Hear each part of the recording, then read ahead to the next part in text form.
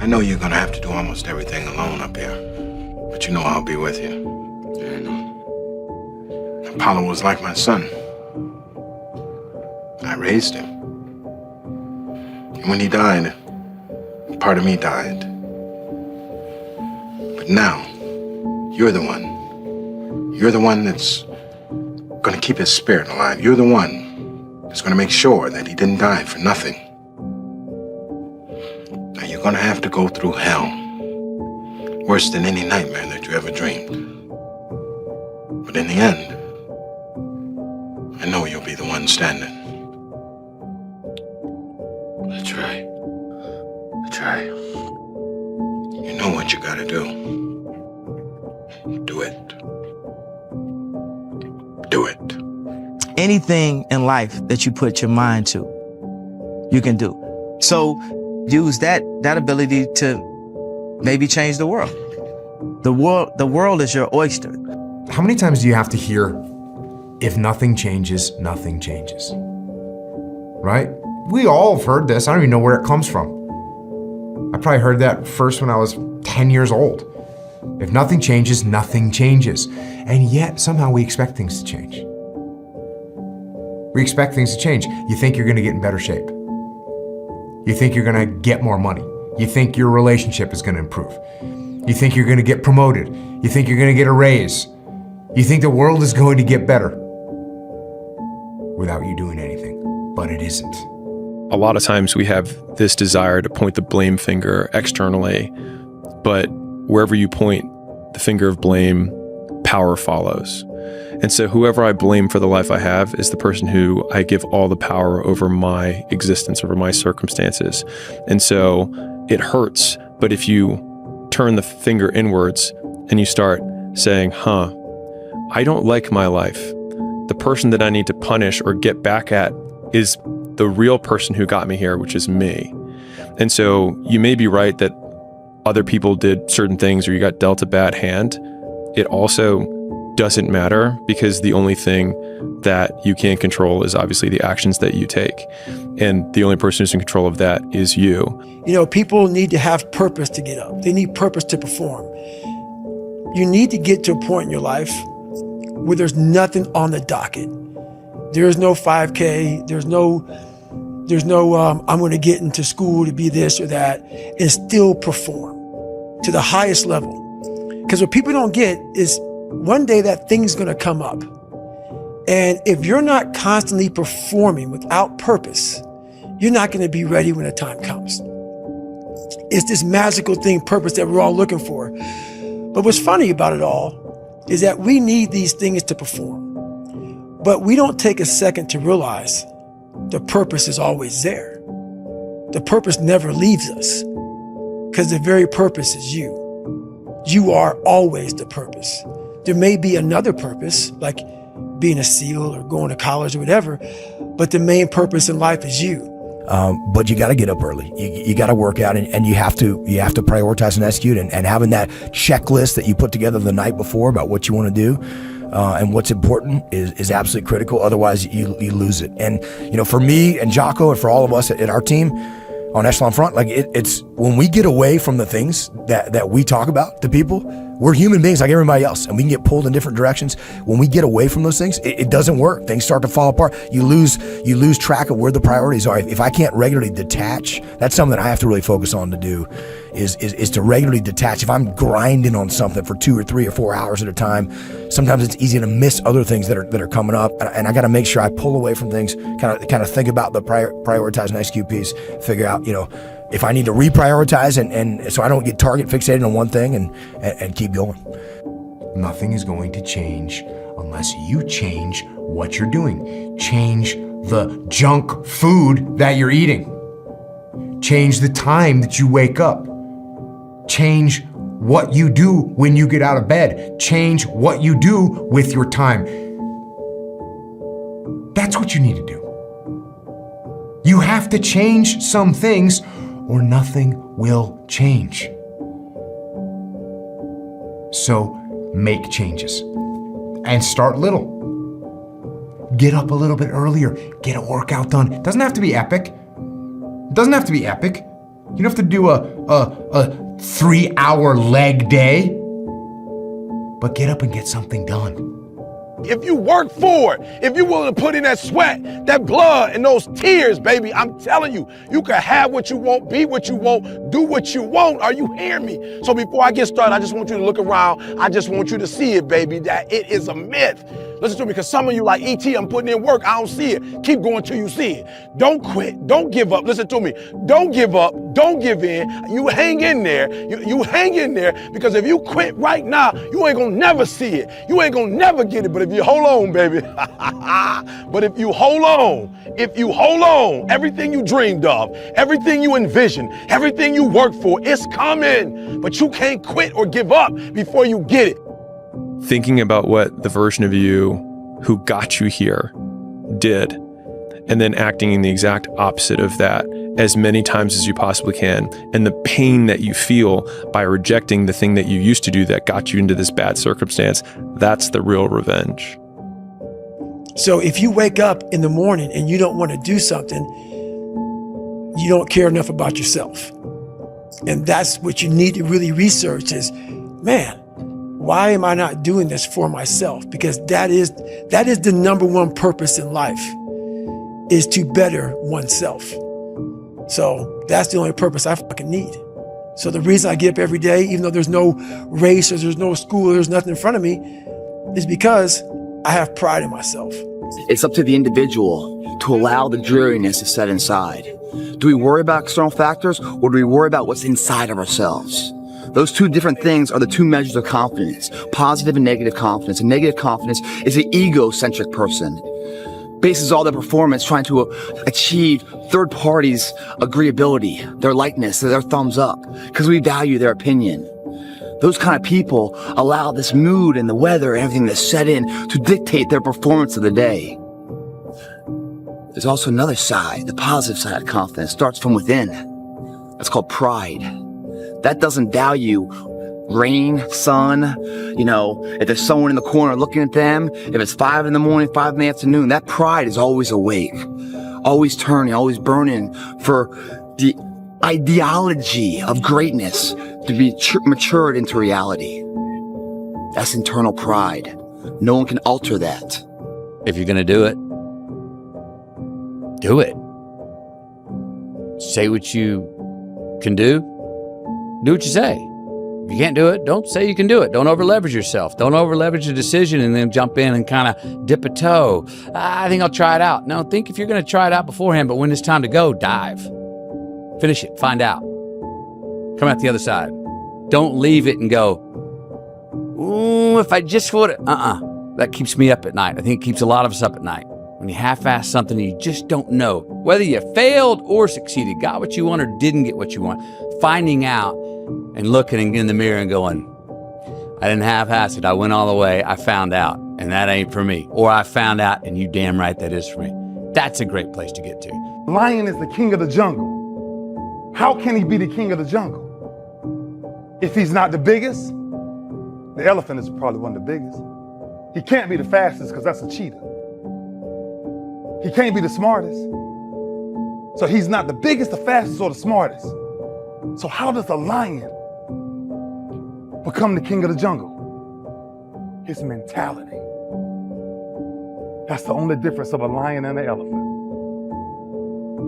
When a lion walks up and sees an elephant, he thinks lunch. An elephant thinks run. And it's all mentality. Because when a male lion walks up, he may be outnumbered by a pack of hyenas, but I'm king of my jungle. Saying good, that should fix your attitude, but that alone will not fix your problems. If you're having problems, sure, say good. That's perfect. But then don't ask yourself, why me? Instead, ask yourself, now what am I going to do about it? What are you going to do about it? Ask yourself that question. And then figure it out. Figure out what you're going to do. Say to yourself, I am going to detach. I am going to assess the situation. I am going to come up with a plan, and I am going to execute. The greatest achievement of somebody comes right after their worst defeat. When they've hit rock bottom, hit the bottom of the barrel, they got nothing left. Everyone's given up on them. They've lost all their worldly possessions. They're dead broke on their back. It's at that point, guys, when everything's lost, that everything can be gained. There's no more ego there, is there? They let go of, what if I fail? What if it doesn't work? What if I don't like, what if this person rejects me? The animosity, the pressures of society, they let it all go because they've lost it all. They're just now left with the intestinal fortitude, the pride within. Do I want to stay on the bottom of this barrel, or do I climb the fuck out of this hole? And that is a spark of what it turns out to be their greatest moment, their greatest hour. We can live that way, guys. The first secret of self-made millionaires is simple. Dream big dreams. Allow yourself to dream. Allow yourself to imagine and fantasize about all your career goals and the kind of life you would really like to live. Think about the amount of money you would like to earn and have in your bank account. All self-made millionaires begin with a dream of something wonderful and different from what they have today. You know the song that says, you have to have a dream if you want to make a dream come true. It's true for you and for everyone else as well. So imagine that you have no limitations on what you can be or have or do in life. Just for the moment, imagine that you have all the time and all the money and all the education and all the experience and all the friends and all the contacts and all the resources and everything else you need to achieve anything you want in life. You have no limits. 86,400 seconds in a day. And you gotta not only operate in them, you gotta do it quick. You gotta do it fast. You gotta do it in a hurry. Why? Because there's somebody else who's on the same track you on. Somebody else who, listen to me, they're on the same path that you on. Listen to me, it's somebody else just like you trying to do it. And sometimes they're working just as hard as you're working. They're putting in just as much sweat, just as much tears, just as much blood, but you just gotta do it what? You gotta do it faster than they do it. You gotta do it quicker than they do it. Are you listening to what I'm telling you? That's why I wake up at 3 o'clock in the morning, because if you're getting up at 6, you might be smarter than me. You hear me? You might. You might have more privilege than me. You might. You might have more resources than me. You might. But I'm gonna get up earlier than you, and I'm gonna do it quicker than you do it. I'm gonna do it faster than you do it. So by the time you get up with all your resources, by the time you get up with all your privilege, by the time you get up with all your stuff, I've already finished the race. Are you hearing me? It's early in the morning. Most people are sleeping right now because it's dreary. You know, if you look at 365 days of the year, a good third of them are dreary. 1/3 of your opportunity to become something this year. You're gonna let pass by? You can get the fuck out of bed and make it happen. You might think that bed's warm, feels all comfortable. You come here, you kill it, give it everything you have, leave it all here. The warmth you feel after that, second to none, man, second to none. No sheet can provide that comfort for you. When you give it all here, guys, and you leave it all here, you at your weakest state, bottom of the barrel. What's about to happen? Your greatest triumph. You kill yourself on pride in here, leave nothing to spare. What's gonna come? The growth of opportunity. There's gonna be sun out here real soon, I guarantee it. And how about you plan your day? How about you plan what you're gonna do in the day? How about you bring your lunch to work with you so you don't have to eat a slice of pizza or a damn burger and fries? How about you change what time you get to work by showing up 10 minutes earlier? And you square your gear away, or you dial in your tools, or your desk, or your workspace. That's what you need to do. Success is not for the weak and the uncommitted. This is physical. Sometimes it's gonna hurt. Sometimes it's gonna be painful. Sometimes, listen to me, sometimes you're not gonna be able to walk. Are you hearing me? Sometimes when I'm running on that treadmill, I don't feel as good as I normally feel. My leg hurts. Sometimes I'm sick, but this is a physical sport. And if you want it, you gotta go get it. You gotta play hard for it. Are you hearing what I'm telling you? It's not for the weak and the uncommitted. So you got it. My son here say to me all the time, Dad, you being hard hard on me, Dad. Dad, I did 8 things. Son, it ain't about, listen to me, it ain't about doing 8 things, son. It's about doing 10, son. It ain't about doing 7 good, son. It's about doing 10. It's hard. Yup, it's hard. Yup, it's difficult. Yup, why? Because the process is weeding out the weak. It's weeding out the weak. And so sometimes you got to play hard. You got to play physical. You got to play tough because the game itself is tough. The game itself is hard. But I know you got what it takes not to quit, not to give up, not to give in. Imagine the life you can live when you let go of the thought of failure. When the fear doesn't resonate inside of you to paralyze yourself in a self-paralysis state. When that's gone, the freedom. When you judge yourself on your own measure, you're not worried about other people's opinions. Because when you don't worry about anyone else and you just worry about what's in here saying, the pride of confidence, funny, all this is taken care of too. With one comes the other in a positive way. If your potential were completely unlimited, what kind of a life would you want to create for yourself and your family? Practice back from the future thinking. This is a powerful technique practiced continually by high-performing men and women. This way of thinking has an amazing effect on your mind and then on your behavior. And here's how it works. Project yourself forward 5 years. Imagine that 5 years have passed and that your life is now perfect in every respect. What does it look like? What are you doing? Where are you working? How much money are you earning? How much do you have in the bank? What kind of a lifestyle are you enjoying? Create a vision for yourself for the long-term future. The more clear your vision is of health and happiness and prosperity, the faster you move toward it and the faster it moves toward you. You make those little changes, those little habits that you have to change them, those bad habits. And you'll be surprised. You'll be surprised, the little things, the little changes, they add up and they become big things. Change the little things and over time, you can change your life. But if you don't change what you're doing and how you do it, nothing else will change.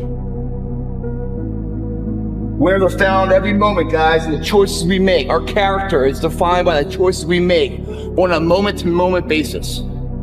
It all adds up to the win. And don't give me that shit. It doesn't matter if you win or lose, it's how you play the game, all that bullshit. If that was so true, then why are there scoreboards? Why do people give a shit and keep score of anything? Fuck that, man. Always you will win. Always you will win. Sometimes you'll win immediately. But always definitely. You know what that means? You might not win it today, but your efforts done today, even the failure felt today, are all measures that create the moment later. And if you failed on the way back and got there, and you got knocked down, found that this was for to get back up, try that same endeavor, then you find yourself victorious in that endeavor, that's the sweetest victory of all. That builds a confidence that's unbreakable. And part of that is having the will to succeed. Knowing that you put the work in and have the confidence to let it show. What I tell people is just be the best version of yourself in anything that you do. You don't have to live anybody else's story. Sometimes people make it seem like you have to have certain prerequisites or a crazy life story in order to be successful in this world. But the truth is you really don't. It doesn't matter where you come from, what you have or don't have, what you lack, what you have too much of, but all you need to have is faith in God, an undying passion for what you do or what you choose to do in this life, and a relentless drive and the will to do whatever it takes to be successful and whatever you put your mind to. Win the day. That's right, win the day. Too many of y'all are focused. Yup, you gotta have a vision. Yup, you gotta begin with the end in mind. But you gotta come back to the front. Are you hearing me? You gotta come back. Listen to me. I told you before, you go in the future and you see your future, baby.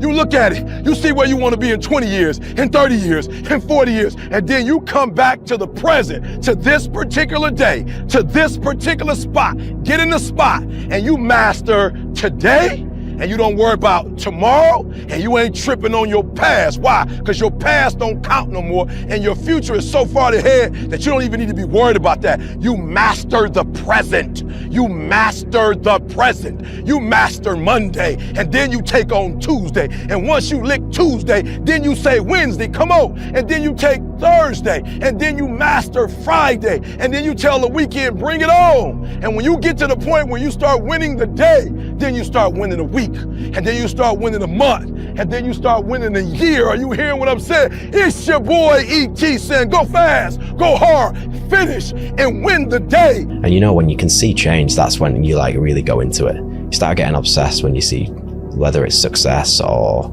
like your fitness levels go up or just the way your energy levels are every day, and just figuring out that like these little indicators are changing the way I am. And then at the same time, we were really working on the business, so the business was starting to see a bit more success, and that whole thing, the cadence of that just kept rolling and rolling and rolling. And I guess whether it's obsession or addiction, I got addicted to it.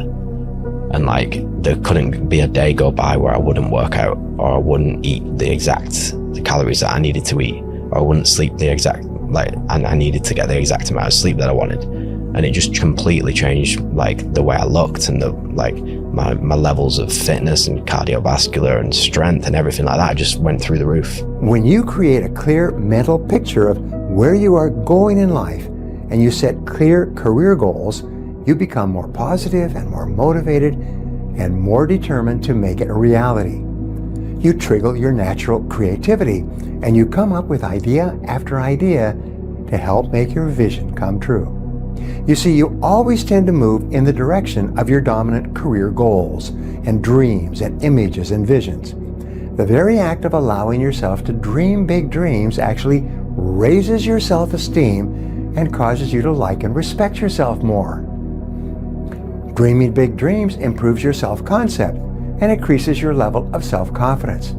It increases your personal level of self-respect and happiness. The biggest mistake a person can do right now, no matter in which situation you are, is to give up.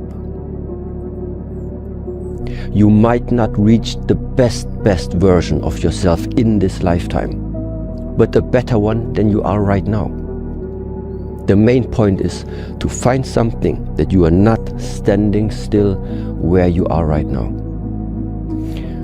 At least prepare yourself slowly, step by step, to get out of that hole right now.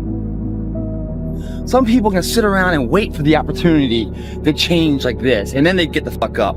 Some people strike when that iron's hot. Other people just keep on striking until the blade's so hot it slices through anything. Some people get up in the middle of a snowstorm or a rainstorm, pushes through, listen to their pride, not their ego. And what happens? The sun comes out, birth of a new day, new opportunities. We're living. We're not waiting for it to pass by. I said it 1,000 times in this workout, guys. Your greatest moment, your greatest hour will be right after your worst hour of despair. Because in that worst hour of despair, who are you? Who are you? You're no one. Seriously, you pull out these other drinks and you just look at the ingredients and it's just wrong.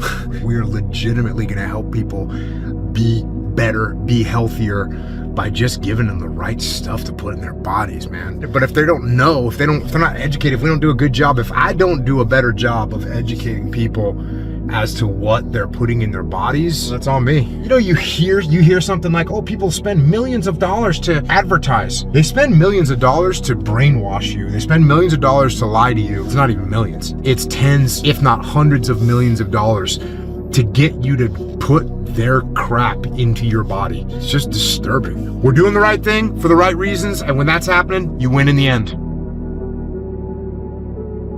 You should be a monster. You know, because everyone says, well, you should be harmless, virtuous. You shouldn't do anyone any harm. You should sheath your competitive instinct. You shouldn't try to win. You know, you don't want to be too aggressive. You don't want to be too assertive. You want to take a back seat and all of that. It's like, no. Wrong. You should be a monster, an absolute monster, and then you should learn how to control it. That are the hardest of the hard. And I want to be with these men. And I want to see them suffer because I'm suffering right along with you, but I want to see me get through it. I want to see what you're made of. I want to see almost like the Colosseum in Rome. Let's fucking go to the fucking Colosseum.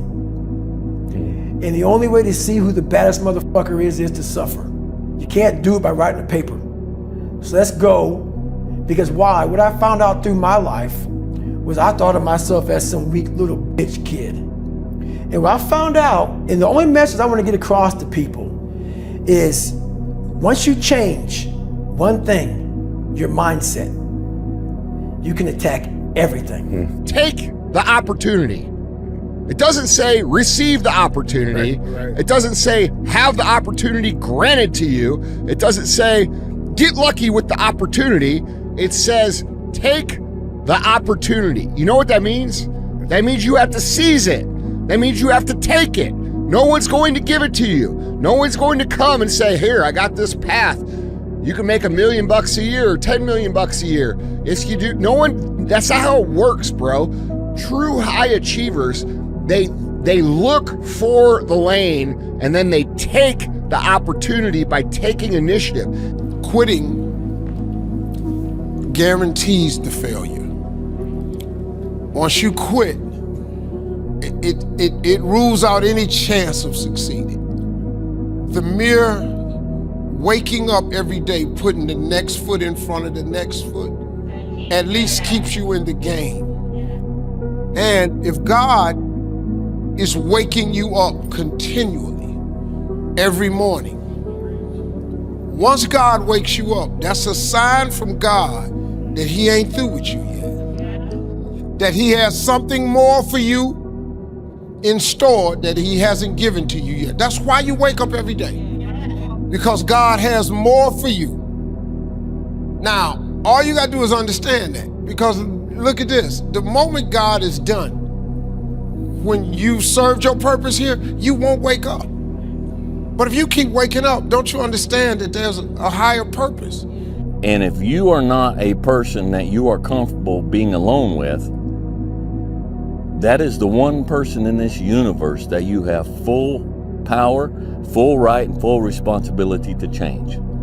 Okay?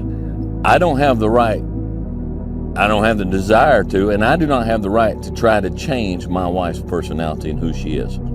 I don't have the right to change anybody except myself. Now, there's people out there I don't like, and if I don't like them, I just walk away.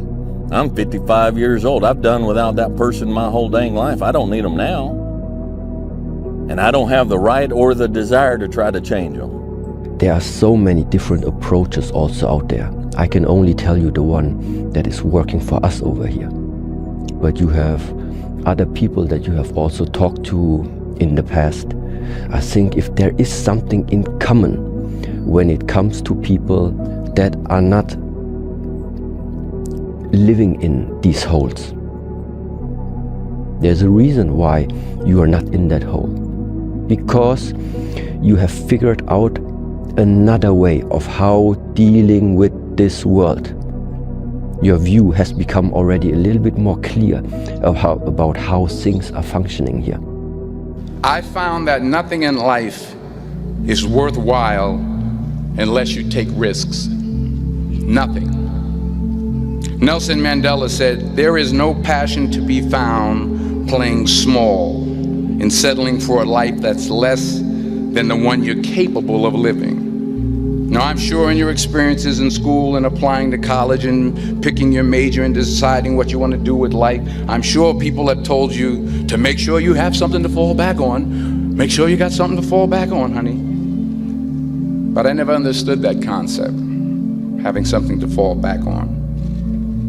If I'm going to fall, I don't want to fall back on anything except my faith. I want to fall forward. I figure at least this way I'll see what I'm going to hit. When I was overweight and unhealthy, and I'd look at people on Instagram and be like, yep, genetics, whatever. Yep, he's on steroids. I can't look like that. I've got a business to run. Like you'd dismiss everything, but it's not. And once you start doing it yourself and you see those little gains and you get into it, you can really change. What is the starting point? One step at a time. Whether it's 10,000 steps or doing even a 20-minute workout, that's all people need to do to change. Because you'll start seeing results regardless of what position you're in right now. If you can just keep increasing incrementally what you're doing in terms of fitness or your business or however you like your sleep, whatever it is that you feel is not right, you'll see the change over time. It comes, and it takes a long time. It takes a really long time, but it happens. Take action. Action that moved you in a positive direction. And if it ends up being the wrong direction, that's fine. At least you've learned where not to go.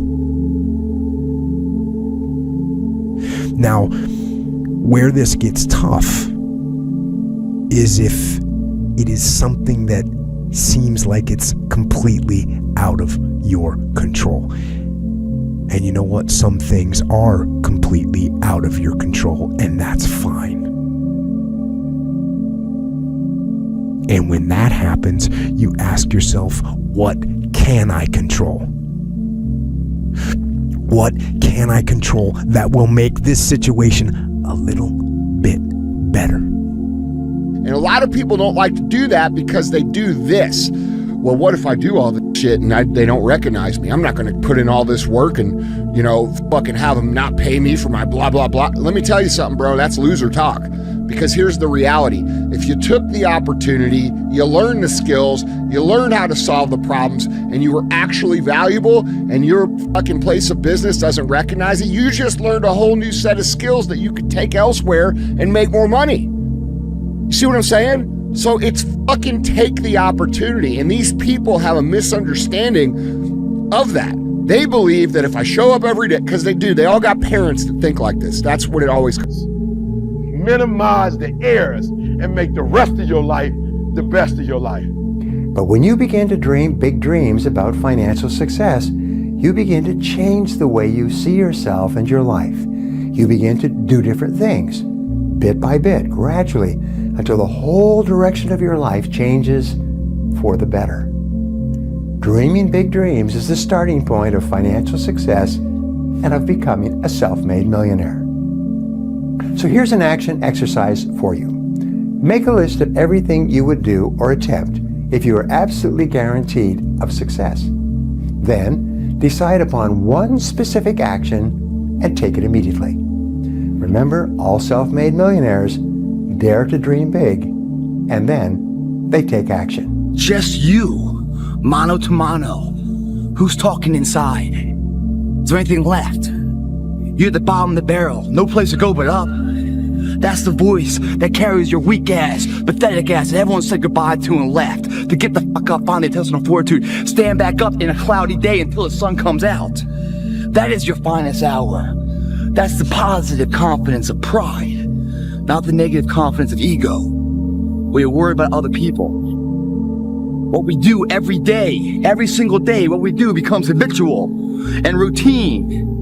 Through practice, every single day we do the same thing, regardless of egocentrical ideas and ideologies, of weather, surroundings, elements, people, regardless. We're on our mission because this universe, we are the center of our own universe.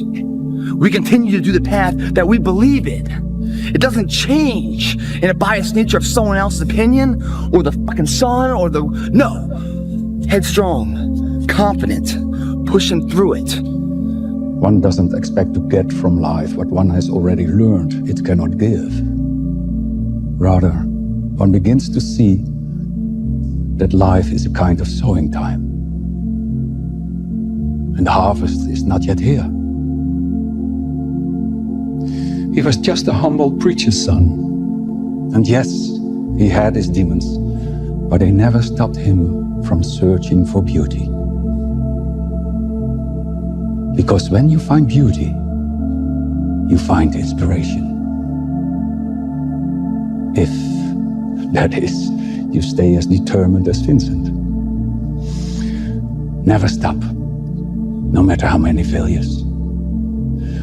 When you know you're doing what you're meant to do, you have to try. You go from very uncomfortable to comfortable like I was now. I wasn't in training, I wasn't drowning. You never want to go back to being uncomfortable again. So I'm sitting there relaxing, chilling out. I'm thinking, well, man, they're gonna kick me out of here. I'm not gonna quit though, so this is good. I don't wanna get back in the water ever again so I can leave training. So this is my thought process. The doc calls me in a week later. I'm skipping down to the doc's office thinking I'm getting the hell out of here. I'm not gonna quit, but they're kicking me out, so that's good for me. I walk in the doctor's office, he says, hey man, we're putting you back into training. It's not good, it's not good. But I'm like, okay, let me see. I've been in 6 weeks, 7 weeks, 3 weeks left. I can tough it out. I'm walking back to my compound, talking to the head of the school, walking to the CEO of the school. I say, hey, sir, they let me back into training. He goes, that's great. He goes, well, you missed a week of training. There's a very important block of training you missed. You have to start from day one. But when you're insecure like I was and you're afraid of everything like I used to be, you lie really fast because you don't want the person knowing that you're a punk. And the commanding officer says, we live in a world where mediocrity is often rewarded. These men detest mediocrity. And I sat there and I had time to reflect back on my life. Being bullied, coming from nothing, learning disability, messed up foundation. Life isn't fair at all. At all. So what are you gonna do about it? I knew that no one was coming back to help me. No one was gonna miracle me to be somebody special. Everybody that called me Nick, my dad, my mom, all my situations were on me now, and solely on me. So I had to start developing an indestructible mental toolbox. So I sat there on that couch and I realized, man, I am a piece of and even though the world helped me get here, my false reality helped me even more. Your best work has to come when you're least motivated. Where does that come from? It comes from basically, I had to stop thinking normal. I had to stop thinking normal. I can no longer be a common man walking around doing common things. But no one taught me this stuff. It wasn't like I had, I paid a trainer to come train me. Jenny Craig didn't come down and miracle my ass. None of this happened. It was on me. And that's what you have to realize. Everything you do, you may have some support, you may not, but it's on you. You have to make the decision whether you want to be a badass or whether you just want to be mediocre and everything's okay. But being a badass hurts real bad. And that's why I didn't want to do it. So over the next 2.5 months, I won't bore you with details. I lost the weight. I went back to the recruiter and I went to Buds, Navy SEAL training. And I was the only person in the history of Navy SEAL training to go through 3 Hell Weeks in 1 year. Hell Week is 130 hours of continuous training, and starts on Sunday, ends on Friday. You might get 2 hours of sleep, and I did all that in 1 year. Why did I do that in 1 year? Cut to the chase again. There was an old crusty commanding officer named Captain Bowen. Captain Bowen was an old Vietnam vet. This was his last tour of duty, and he believed. So over 70 years, this training's been going on. He believed no matter where you were at, you will start from day one if you don't make it through. We are leaving a lot on the table. My book is called Can't Hurt Me. Why is it called Can't Hurt Me? Life isn't fair. We have to understand that. It shouldn't be fair. It's a trial ground, it's a testing ground. It's built to make us harder. It's built to make us as strong as we can, to test us, to drive us. So, mentality is the only thing that gets us through life. I was an underdog. We are all underdogs in life. Even the baddest person in the world should think that way. So you should always have I've never arrived mentality. And the can't hurt me mentality is no matter where you come from, the sewer or wherever you think you're from, when I got out of the sewer, I got to the road and looked around and said, can't hurt me. Nothing should be able to hurt you. If you believe that, it starts to become true. It was honestly, I started shaving my head at a young age, and I lied so much because I wanted everybody to like me. I wanted to be accepted so badly. So whatever you liked, I liked. I mean, I liked it, but just so you like me, that's what I thought about. So for a period of time, looking in that mirror every day, you can't lie to yourself, man. That dirty bathroom mirror that with all that daggone toothpaste gum and whatever on it, it's telling you the truth. It's saying, hey man, you are a jacked up cat. And a lot of us have this voice in our head. We all know that voice in our head that tells us the truth every single day that we try to run away from, that says we're scared of this, let's go this way. It started gnawing at me so horribly bad that it wouldn't allow me to live anymore without facing me. I had to go back in the dungeon. So when I tell my story, I tell it on a very surface level. I had to go down in the dungeon, the sewer where my mind used to be at, and talk to that guy. Because I wanted to live my life in a way that when I died, I was proud of myself. I know what pride felt like. And if it took pushing myself to death, I was willing to do that. But I want to look in that mirror, not impress anybody, not money, not fame, not nothing. I wanted to impress the guy in the daggone mirror. And I worked endlessly and tirelessly to do that. And it happened. Anything in life that you put your mind to, you can do. The world is your oyster. Only thing promised is death. So basically life is like a game. So you had to play the game the way you want to play it. If you had to create a human, what would you put them through to make them tough? It probably wouldn't be a really chill life. Yeah. What would you put them through to make them patient? You probably wouldn't give them things immediately.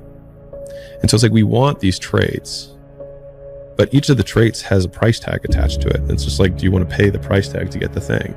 And so I think if people reframed the period of life that they're going through as the price that they're paying out of their wallet, but the wallet is their time, it's the seconds of life that they're trading for it, then I think more people would be willing to make the trade. Because at least when I look at myself, like when I'm 80 something years old and I'm looking back on my life, I want to have these traits. But in order to have those traits, I know I have to go through these things. And I think for me, that's given me a lot of comfort in hard times. You better make sure in the next season of your life that the person who walked away from you know what they're missing. You better do something with your life. Did you look at me? You better do something so strong and so big with your life that they have to sit on the couch and say, that's the one that got by. Man, I should have just stayed in there a little bit longer. I should have been a little more patient. I should have prayed a little bit harder. Do something with your life that makes them regret turning you away and turning you over. That means getting better and not bitter. Get serious. You've really got to get serious. You don't have to be grim, but you must be serious. To go from average to fortune, you must get serious. Designing the next 5, the next 10 years is so vitally important. What do you want to do economically? Where do you want to go? What do you want to be? What would you like to have? What would you like to share? How much would you like to earn? How far would you like to go? Those are some major questions to ask. Personal development is striving hard to become the kind of person that you want to be. And to become the kind of person you want to be, you've got to work at it. 10 years from now, you will surely become someone. The big question is, who? What are you becoming? And if you go to work on it now, sure enough, in a very short period of time, you can take on a new direction to become the kind of person you want to be. My personal goal is to squeeze every ounce of potential out of whatever I have. And I think that if you feel like you have potential left over, then it will eat you alive until you do something about it. Almost every successful person that I have ever encountered has gone through not a month or a year, but many years of doing work without reward, where they have to do things that other people find boring, and they have to sacrifice things that everyone finds interesting, that most people want to do during that entire season of their life. And they basically sacrifice a season of other things that they would prefer to do stuff that they would not prefer to do because of the one thing they want most. Two forms of pain. Pain that breaks you and the pain that changes you. That's the pain of a change right there. That's the pain of progress. The pain that destroys you isn't this. It's later in life knowing you could have been more. And all that's left is you and the mirror and tears of a possibility left that you allow to die. Own your life, guys. You have every opportunity. There's no excuse not to be the hardest worker in the room. In all your endeavors, schoolwork, the gym, your career, your relationship, your needs attached to it. It's gotta mean more than anything. At the end of every day, you look yourself in the mirror and you ask yourself, did I get better today? If the answer is yes, and you do that for 5 years, 10 years, 15 years, how much better are you going to be? Are you getting better every single day? That's the question. And it's just taking small steps. You don't try to get it all done in one day, in 1 week, in 1 year. It's the process of getting better every day and doing that for a period of years that then create the masterpiece. Is there any limit to your ambition? No. Or any limit to what you think you can achieve? No. Because I think right now, if I was to quit rapping and I said I want to go to the NBA, I would be in the NBA. No, you wouldn't. Yes. No, you wouldn't. Yes, I would. No, you wouldn't. Yes, I would. Why would you think you could make it to the NBA? Because I think I could do anything. Let me leave you with some words from Muhammad Ali. Impossible is just a big word thrown around by small men who find it easier to live in a world they've been given than to explore the power they have to change it. Impossible is not a fact, it's an opinion. Impossible is not a declaration, it's a dare. You're a man. You are a man. Stand up and be a man. Make the hard decisions. Make the sacrifices. Make the unpopular decisions. And become comfortable in your own skin. And if you are not a person that you are comfortable being alone with, that is the one person in this universe that you have full power, full right, and full responsibility to change. Sometimes life can really hijack your mind. When that happens to you, you're all up. Your goals, your ambitions, everything is out the window. In life, we all go through different things. Sometimes your girlfriend or boyfriend breaks up with you. Guess what? Get the over it. They no longer want you. Maybe you failed a test in school. You worked your off. Guess what? You failed the test. Get over it. Move past it. Learn to not let life hijack your brain. At work, you've been working your ass off for that new promotion. You don't get it. Someone else does. Maybe they kiss better ass than you do. Guess what? Get over it. Life will hijack your mind if you let it. Don't allow all these things to make you a lesser person.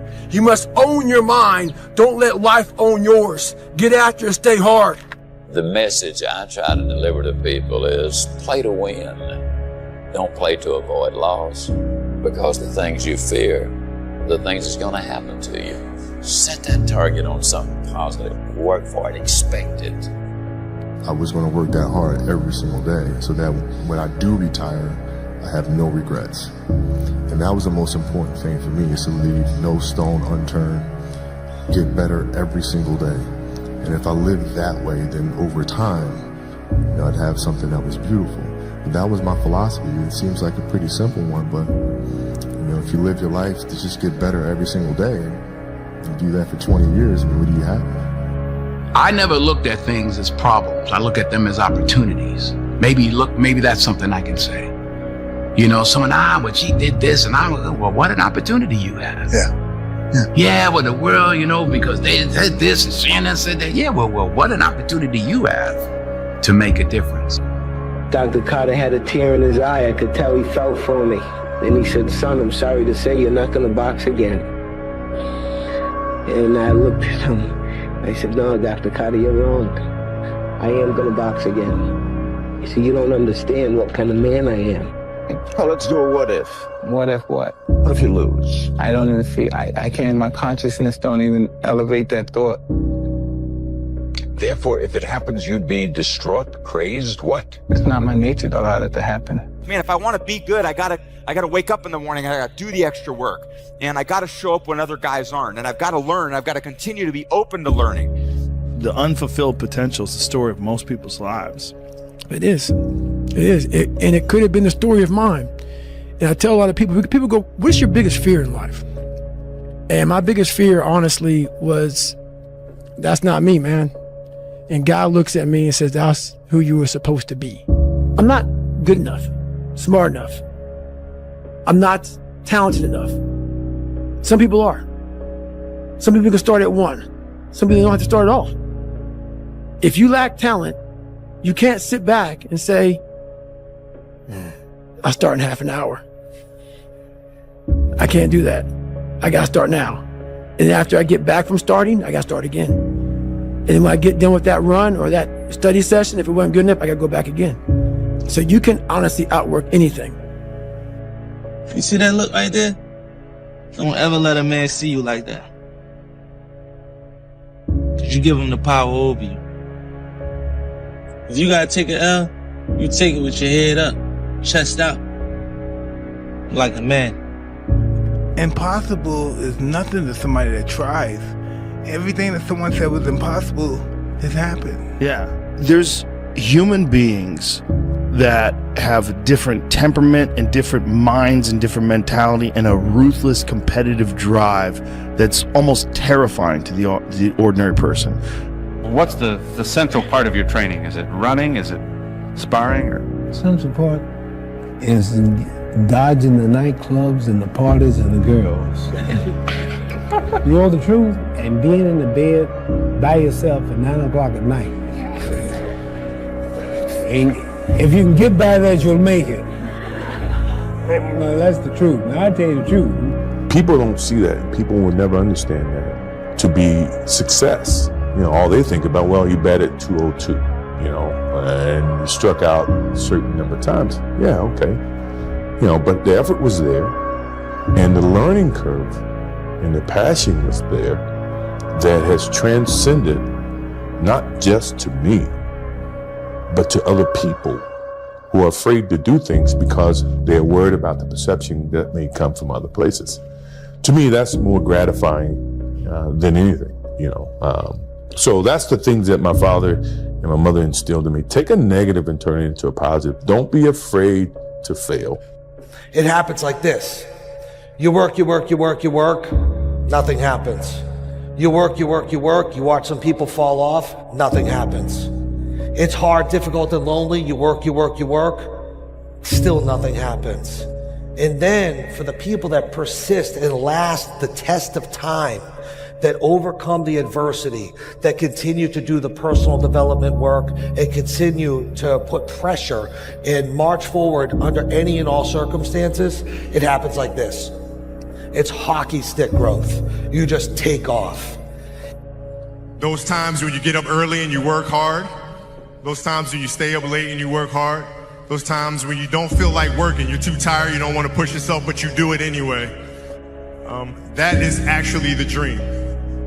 That's the dream. It's not the destination, it's the journey. There's no perfect way to live your 20s. You either live them up and become an underskilled 30-year-old, or you work them up and become an underlived 30-year-old. You just have to figure out which you'd rather be, accept the trade-offs, and know that there are no do-overs. Right now in life, your family's looking for that one guy right now. They're looking for that one guy who's strong, who's that pillar for the family in hard times. Make sure they look around. They look around and find you. These are the times right now for you to step up. Be that guy that can take anything. I've got a good question for you. Why not you? You've got the brains. You can make decisions. You can study the plan. You can change your life. You can grow immensely in the next few years. You can make your dreams come true. You can build a financial wall around your family nothing can get through. You can become healthy. You can become powerful. Why not you? The highest level winners do what? Your mind has to be stronger than your feelings. Your mind has to be stronger than your feelings. Think about every single one of them. Think about it. Really nice. Your feelings keep you in bed. Your mind tells you, get up. Every single day, your mind is one that tells you, get up. And your feelings like, an extra 30 minutes, just roll. Don't worry about it. I will never quit, because if you quit, you're done. You may still be alive, walking around on this earth. You're done. I will never quit. I will persevere and I will thrive on adversity. My team expects me to be physically harder and mentally stronger than our opponents. I hold myself to that standard. Bad days create the story that I'm one day going to tell myself about what I got through. Yeah. You know what I mean? Yeah. Without the bad days, the story would be way more lame. There would be no glory in overcoming anything, because what did you overcome? The winners always show up. They're willing to lose in order to gain. Big mental thing there, guys. This body, as great as you are, as sharp as you make the arsenal, it can't do anything if you don't have confidence in yourself. We all fall down in life. The question is, who gets back up? You go after and you give it all you have. If you lose, at least you try, man. I failed. It's 10 times more of a man than someone said, what if? Because what if never went to the arena. When you guys find a fear, that fear will either create you or destroy you. I love fear. And the reason why, behind every fear is a person you want to be. Fear is self-imposed, meaning it doesn't exist. You create it, you can destroy it too. It's an intangible. If you face your fears, guys, you will realize it's not that big. And once you face it, you go, oh my God, man, I spent all this time running from it. It was so small. If I just faced it, my God, not only did I face it, I beat it back, energy's never lost, transferred. That negative energy, that fear, is destroyed. It comes back in as confidence. Like, what else am I capable of? What else am I holding my back from that I'm capable of more? What am I running from I don't need to? What else can I overcome? You face your fears, you become the person you want to be. You run from your fears, you're not living. You're alive, but you're not taking into the freedom. You're not running the day. The day's running you. You always be the servant, not the master, guys. Out of the 100 men that go into war, 10 shouldn't even be there. 80 of them are just targets. 10 do most of, or 9 do most of the fighting. 1 is a warrior. And it's a true quote to life. I saw it going through training. I saw it everywhere I went. There's so many people who just show up to life that shouldn't even be around. And there's few people who do all the work. I wanted to be part of that 9, and I'm working towards being that 1. I heard a quote one time from Vincent van Gogh that really rang true. He said, he has dedicated his life to his art, and he has lost his mind in the process. When I sat and I thought about that, it sounded very familiar. I have given every single thing, every ounce of my life to this craft, to perfecting my craft, and I continue to do so. And in the process, I have lost my mind, but in a good way, to regular society, to people who wake up at 9 a.m., who clock out at 5 p.m. They would look at me and say, I've lost my mind, but me, I have found it almost. Sometimes you have to go beyond what you're feeling. You know, okay, this hurts, that hurts. We can just sit down and do nothing. Or we can see how far we can push the human body. I don't quit. You know, I may not make it the first time, but I'll come back. I gotta get my head back in the game. I gotta figure this out. It doesn't mean you leave. It means you study it more. It means you study it more. And whenever I fail at something, people always say, man, how do you handle failure, man? But I don't look at failure as failure. I look at failure as your first, second, third, fourth, fifth attempt. I look at them as attempts. I don't look at anything as failure. Not trying is failure. If you go visit the darkness that you've been running from, you'll have the opportunity to leave a better person. You'll have a better understanding of yourself. You'll have a better understanding of your purpose. But if you don't take that trip and the darkness comes visit you, it's a guest that will never leave. You know, there comes a day, man. Everyone's gonna have this day. There comes a day where being average, being mediocre is just sickening to you. It's just sickening. It makes you want to throw up because you've seen people with far less talent than you. As you're growing up with them, their childhood buddies, whatever else, they didn't have what you had. Yet now they're going to become something that you haven't. There comes that day. It's either when you're young, you know, and it strikes you on the baseball field because you're sick of striking out, or it's when you get fired from your 5th job, you know, when your wife and kids are on your ass because you don't know how to support them anymore. There comes a day where push comes to shove, where being mediocre, being like average and just burns it so much. You can't deal with it one more day, and you get off your and you create something that's always been there.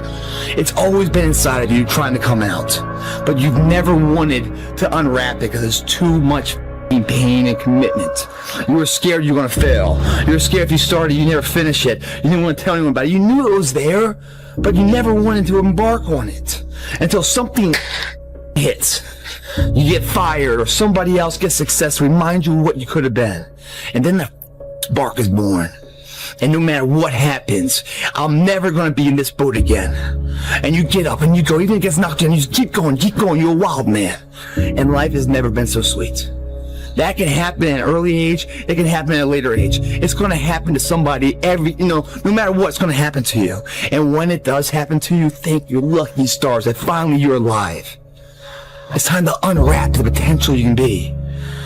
Superior, man. It's within you. It's within every single one of us. And the people that have risen to that level were no different than any one of us. It's just they believed it and they're willing to work their to get it.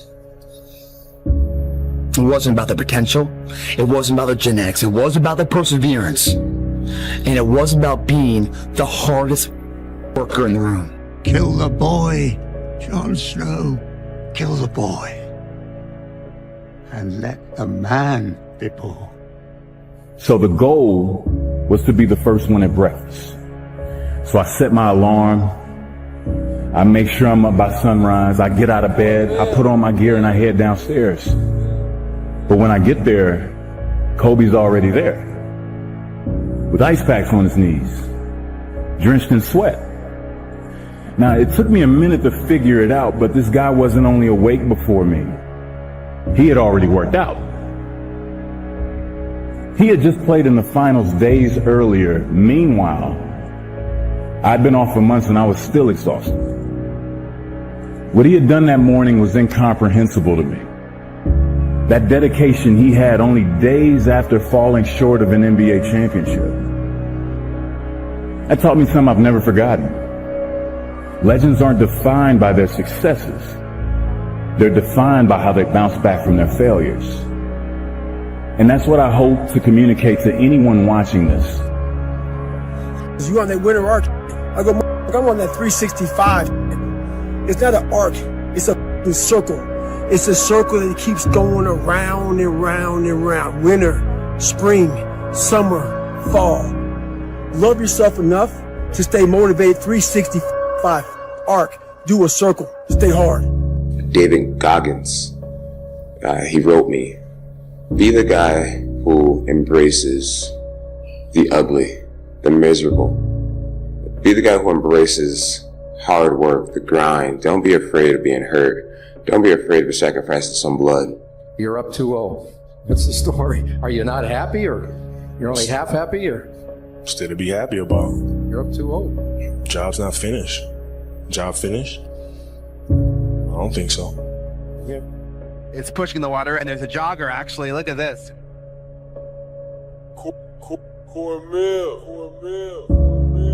I should have stopped this fight with your father. I'm stopping this one now. Don't, okay? Let me finish. I gotta prove it. Prove what? I'm not a mistake. It's the what if I can pull off a miracle. What if I can become someone that no one thinks I can be? And just me talking about that, I have the hair going up on my arms because it makes me just like, what if I can be that guy that people who call this and that, and now I'm speaking at Tom Ferry's event. Pressure changes everything, pressure. Some people, you squeeze them, they focus. Others fold. You summon your talent at will, and you deliver on a deadline. You will sleep at night. Partying is weakness for the soul, my friend, so I try and avoid it. Everything counts. Everything that you do counts. The biggest mistake that people make is they think that only what they want to count counts. No. When you read a book, when you listen to an audio program, when you go to a course, when you go to bed early and get up early and you work, it all counts. And it's all going on the plus side of your ledger. It's the moments in life, the decisions you make on a moment-to-moment basis that add up to be the guy or not the guy. Tonight, I did something, that I feel more of a guy. For me, who I am, my guy. Basketball for me was the most important thing. So everything I saw, whether it was TV shows, whether it was books I read, people I talked to, everything was done to try to learn how to become a better basketball player. Everything. And so when you have that point of view, then literally the world becomes your library to help you to become better at your craft.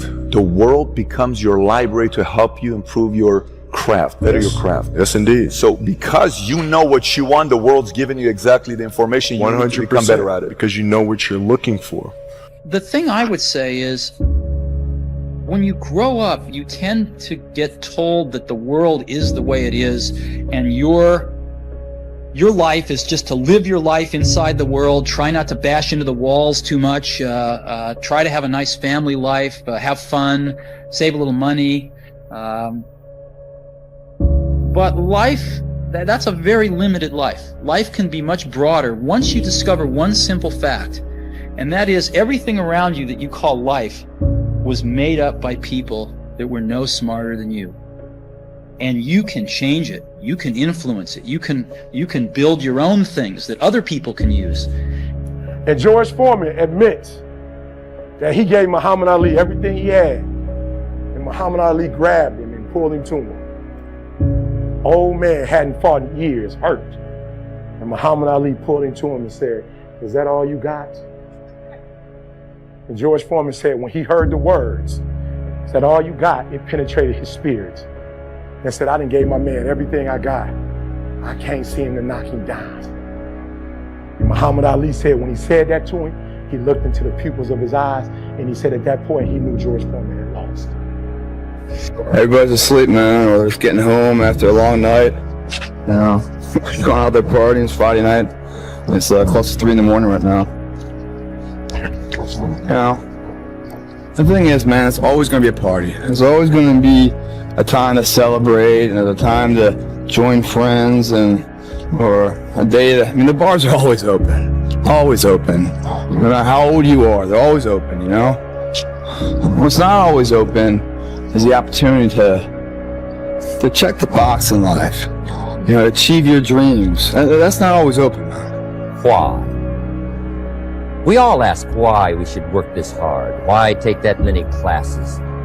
Why go to school that many years? You know, why take the notes? Why read the books? Why work that hard? Why put yourself through the push-ups and the disciplines? Why? Good question, why? Best answer to why, I think, is the second question. Why not? Why not see how many books you can read, how many classes you can take, how many skills you can develop? Why not see how valuable you can become to the marketplace and to your friends and to your family? Why not see what you can make of yourself? Why not see how far you can go, how much you can see, how much you can earn, how much you can share? Why not? That's the heritage all of us have, in America especially, is to see what we can make out of our lives now that we've been given this extraordinary opportunity. Just be the best version of yourself in anything that you do. You don't have to live anybody else's story. Sometimes people make it seem like you have to have certain prerequisites or a crazy life story in order to be successful in this world. But the truth is you really don't. It doesn't matter where you come from, what you have or don't have, what you lack, what you have too much of. But all you need to have is faith in God, an undying passion for what you do or what you choose to do in this life, and a relentless drive and the will to do whatever it takes to be successful and whatever you put your mind to. Make sure you live in the moment and work your every single day. This is yours. You're the captain. You're the master. You're the foreman. You're the general. You're the head. Don't give control of this to nobody. Rest at the end, not in the middle. And that's something I always live by. You know, I'm not going to rest. I'm going to keep on pushing now. There are a lot of answers that I don't have, even questions that I don't have. But I'm just going to keep going.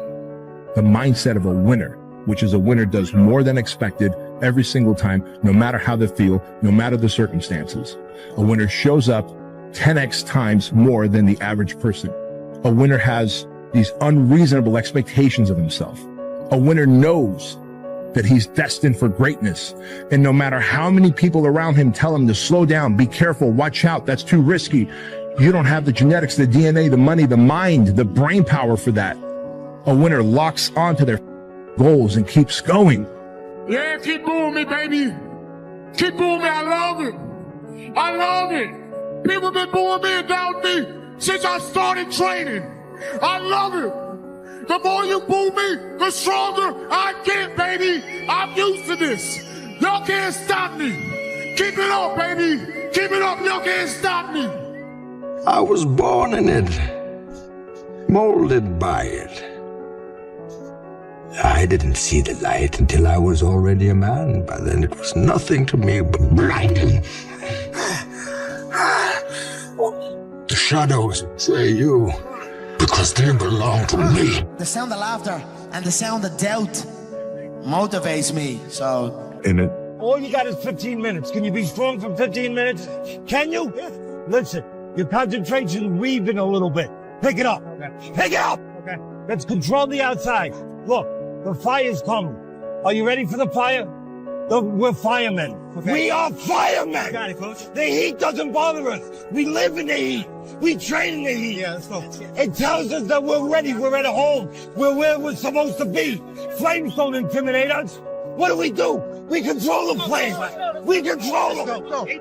This is what I believe, and I'm willing to die for it. Period. I've been listening to them laugh my whole career. They've been laughing. What? An Irishman win a fight in the UFC? Hell no. Laughs all around. You serious? An Irishman? Okay, you gotta win. Now he wants to win a world title? Hell no, he's all talk, he's all hype, he's a joke. Laughter all around at the Joker. The sound of laughter and the sound of doubt motivates me, so I'm enjoying that. I seek that. Then the Joker goes and wins the world title. Now he wants to win a second world title. so I created the Black Mamba. You've got to create a lot of different emotion to heighten your sense of awareness and focus. Like for me, anger was good. The more I could create an enemy, the more I wanted to go out and kill those guys. Now, I knew I wasn't going to kill them physically, but man, if I could just, what did they say? You know, and did that also say something? Like, those are little things that can get me right in the emotional frame of mind that when I ran on the field and I said, let's fucking go. It was really, let's go kick some ass. That's what we were doing. He worked day and night, every day, for years and years and years and years and years. As time went on, 20 years had passed, and he felt that he had accomplished all that he set out to accomplish. There's so much opportunity on the other side of being willing to persist for an extended period of time on the correct path without getting positive reinforcement from your environment. And the longer you can stick with something without that positive feedback loop in terms of the big external thing, the easier the opportunities are because so few people can pursue them. I don't believe in talent. I'm here because I worked hard my whole life. The small steps in between the big successes everyone sees. No one sees this. Your haters will become your congratulators.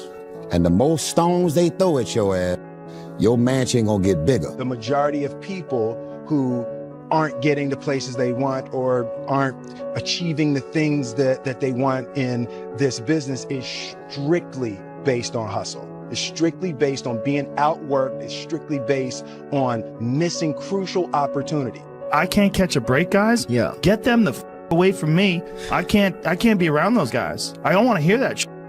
I don't want to hear that shit. I don't buy it. Because everybody has bad breaks. Yeah. I've had a ton of bad breaks. But you know what I did? I stayed up. Yeah. And I thought through it. And I figured out what the I did wrong. And then I went back. It's like I've up everything I've ever done 100 times. There's no other way to do it. And I've had a bunch of breaks. Everybody has. But you got to realize when you have those breaks what that is. It's an opportunity for you to reassess, reboot, get better, figure out another way, find another way through. This is just little challenges. The grind is like, you got to be there every day. If you're there 3 days a week, it's not as good as 5. Mm-hmm. You got to be there 5 days a week. And 5 might be better than 7, because sometimes 7 you burn out. You want to keep enthusiasm, because that's a fuel. Enthusiasm, there's something about enthusiasm that, like, you got to balance discipline and enthusiasm. Discipline's critical. You have to be able to show up, but you also have to enjoy the out of it. And so enjoying the out of it with discipline is the key. When I was 300 pounds, trying to lose weight to get the Navy SEALs, my goal was to go out. I had a plan. My plan was to go out there and run 4 miles. But guess what? Everybody's got a plan so they can hit in the mouth. That's for Mike Tyson. So when your plan fails, when those bolts of balls get too heavy, when you get knocked down the canvas, when everything falls apart in your life and your plan is up, what the you gonna do? There's only one option. Stay hard. As a competitor, if you're trying to do something meaningful, if you don't have the mindset that you're the best ever, you failed already. And that's been my mindset since I can remember. That will be my mindset as long as I can remember anything, that I am the best ever at what I do. And every day that I step on the basketball floor, I will strive to be that.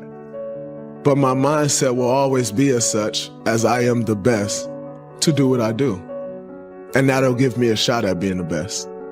But before you can ever reach anything, you have to believe it. You don't just mistakenly become great at something. The question is, do we believe we can become it?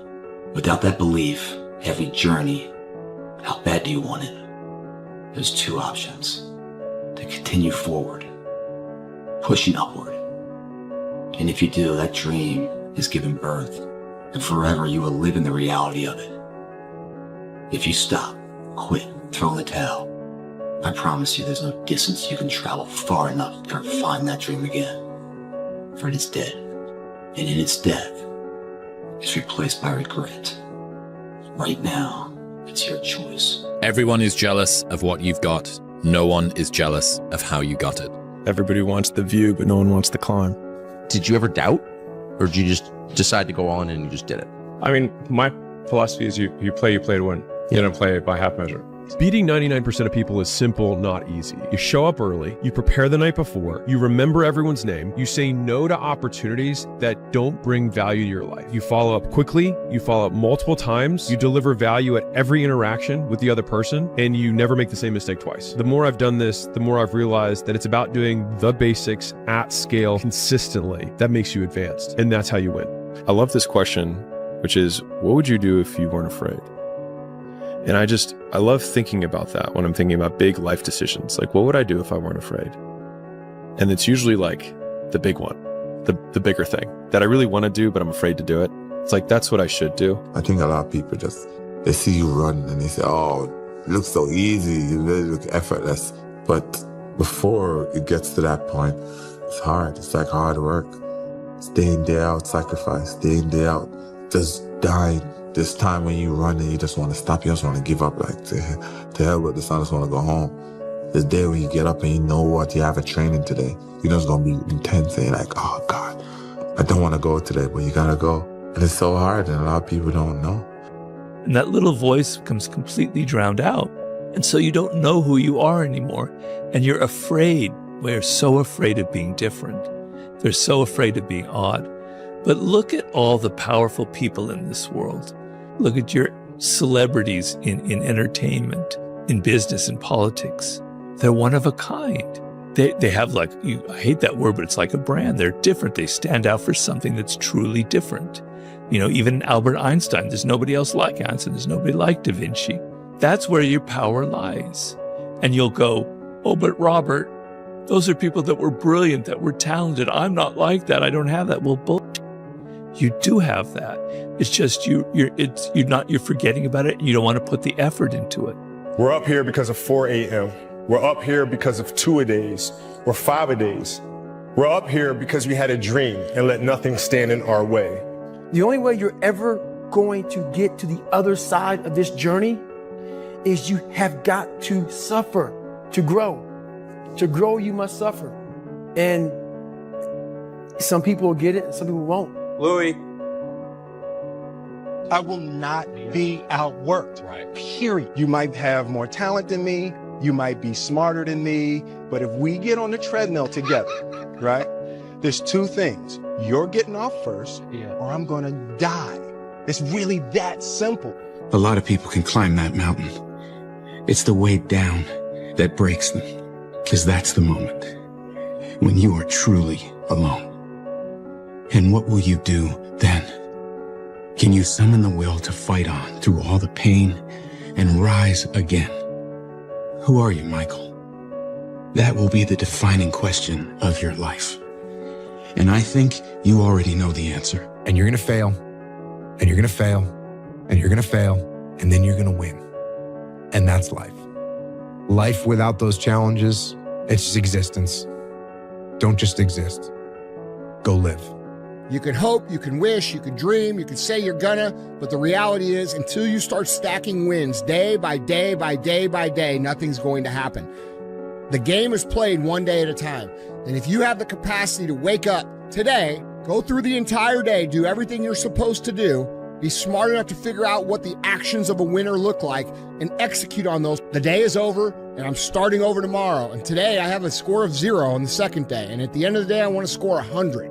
And if you score 100 the first day, that means you can do it again the next day. And when you do that, winning is undeniable. Win today. I failed is 10 times more of a man than someone said, what if? Because what if never went to the arena. When you guys find a fear, that fear will either create you or destroy you. I love fear, and the reason why, behind every fear is a person you want to be.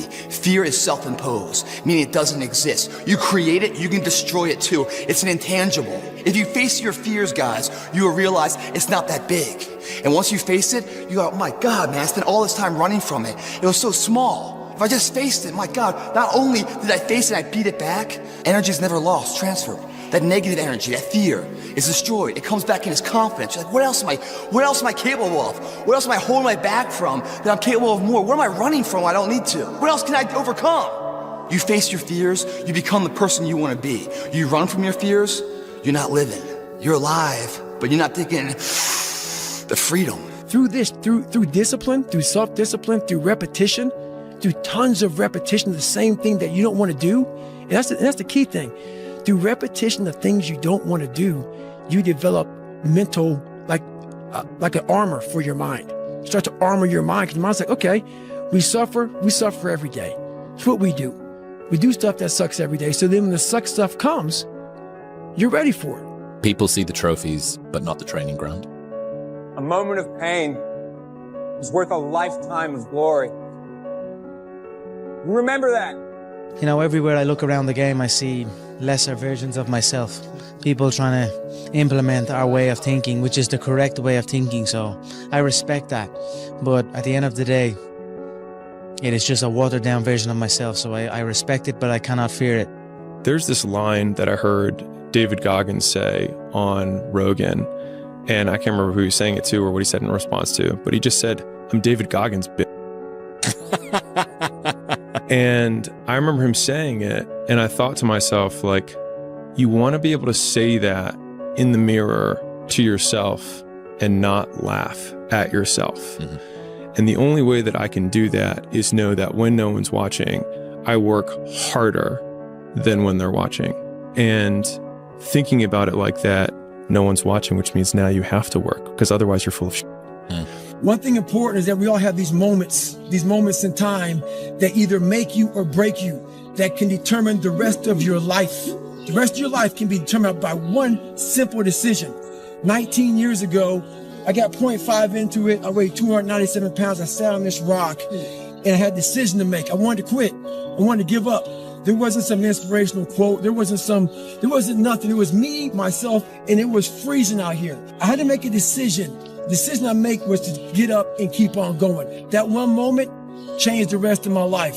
I was not always this strong guy you see. I went through a lot of hard times in my life to get here today. All I wanted to be was an uncommon man. In my whole life, I was not that. Much worse than that. So I came home one day from working at a job called Ecolab where I sprayed for cockroaches. Made $1,000 a month, weighing 300 pounds. And I got home and I watched a show on Discovery Channel of guys carrying boats and logs, Navy SEAL training. And I decided to make a change in my life. And I called the recruiter up and he asked me these questions. You had to meet a certain age, like a certain height and weight limit. I was 6'1" and 300 pounds. He laughed at me. 7 other recruiters laughed at me. One recruiter finally said, "Come on in, I'm too busy to talk to you on the phone." He didn't know how much I weighed. I walked in the recruiter's office and he looked at me and he said, "You're fat and you're black." I said, "I want to be a Navy SEAL."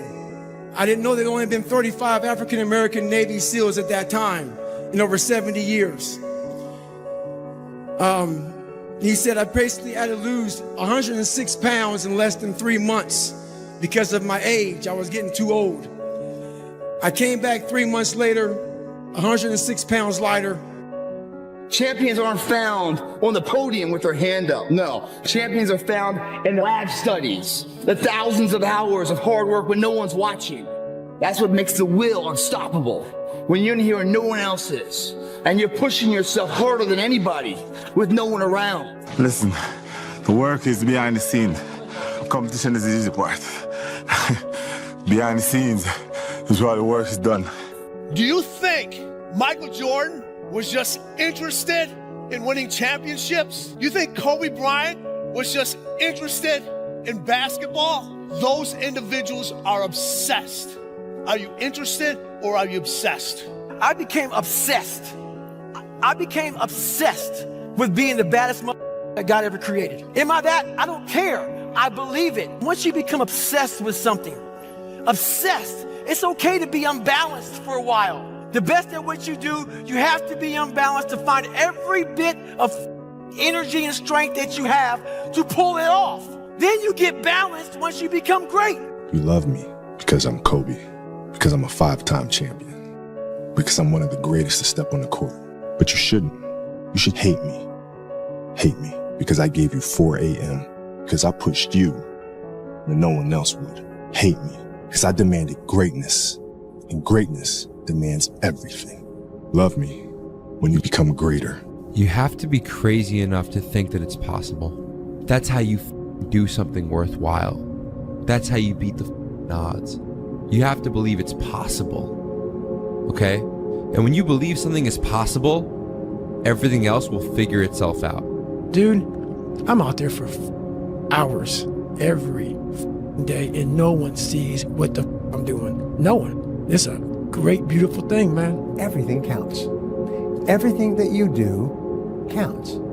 The biggest mistake that people make is they think that only what they want to count counts. No.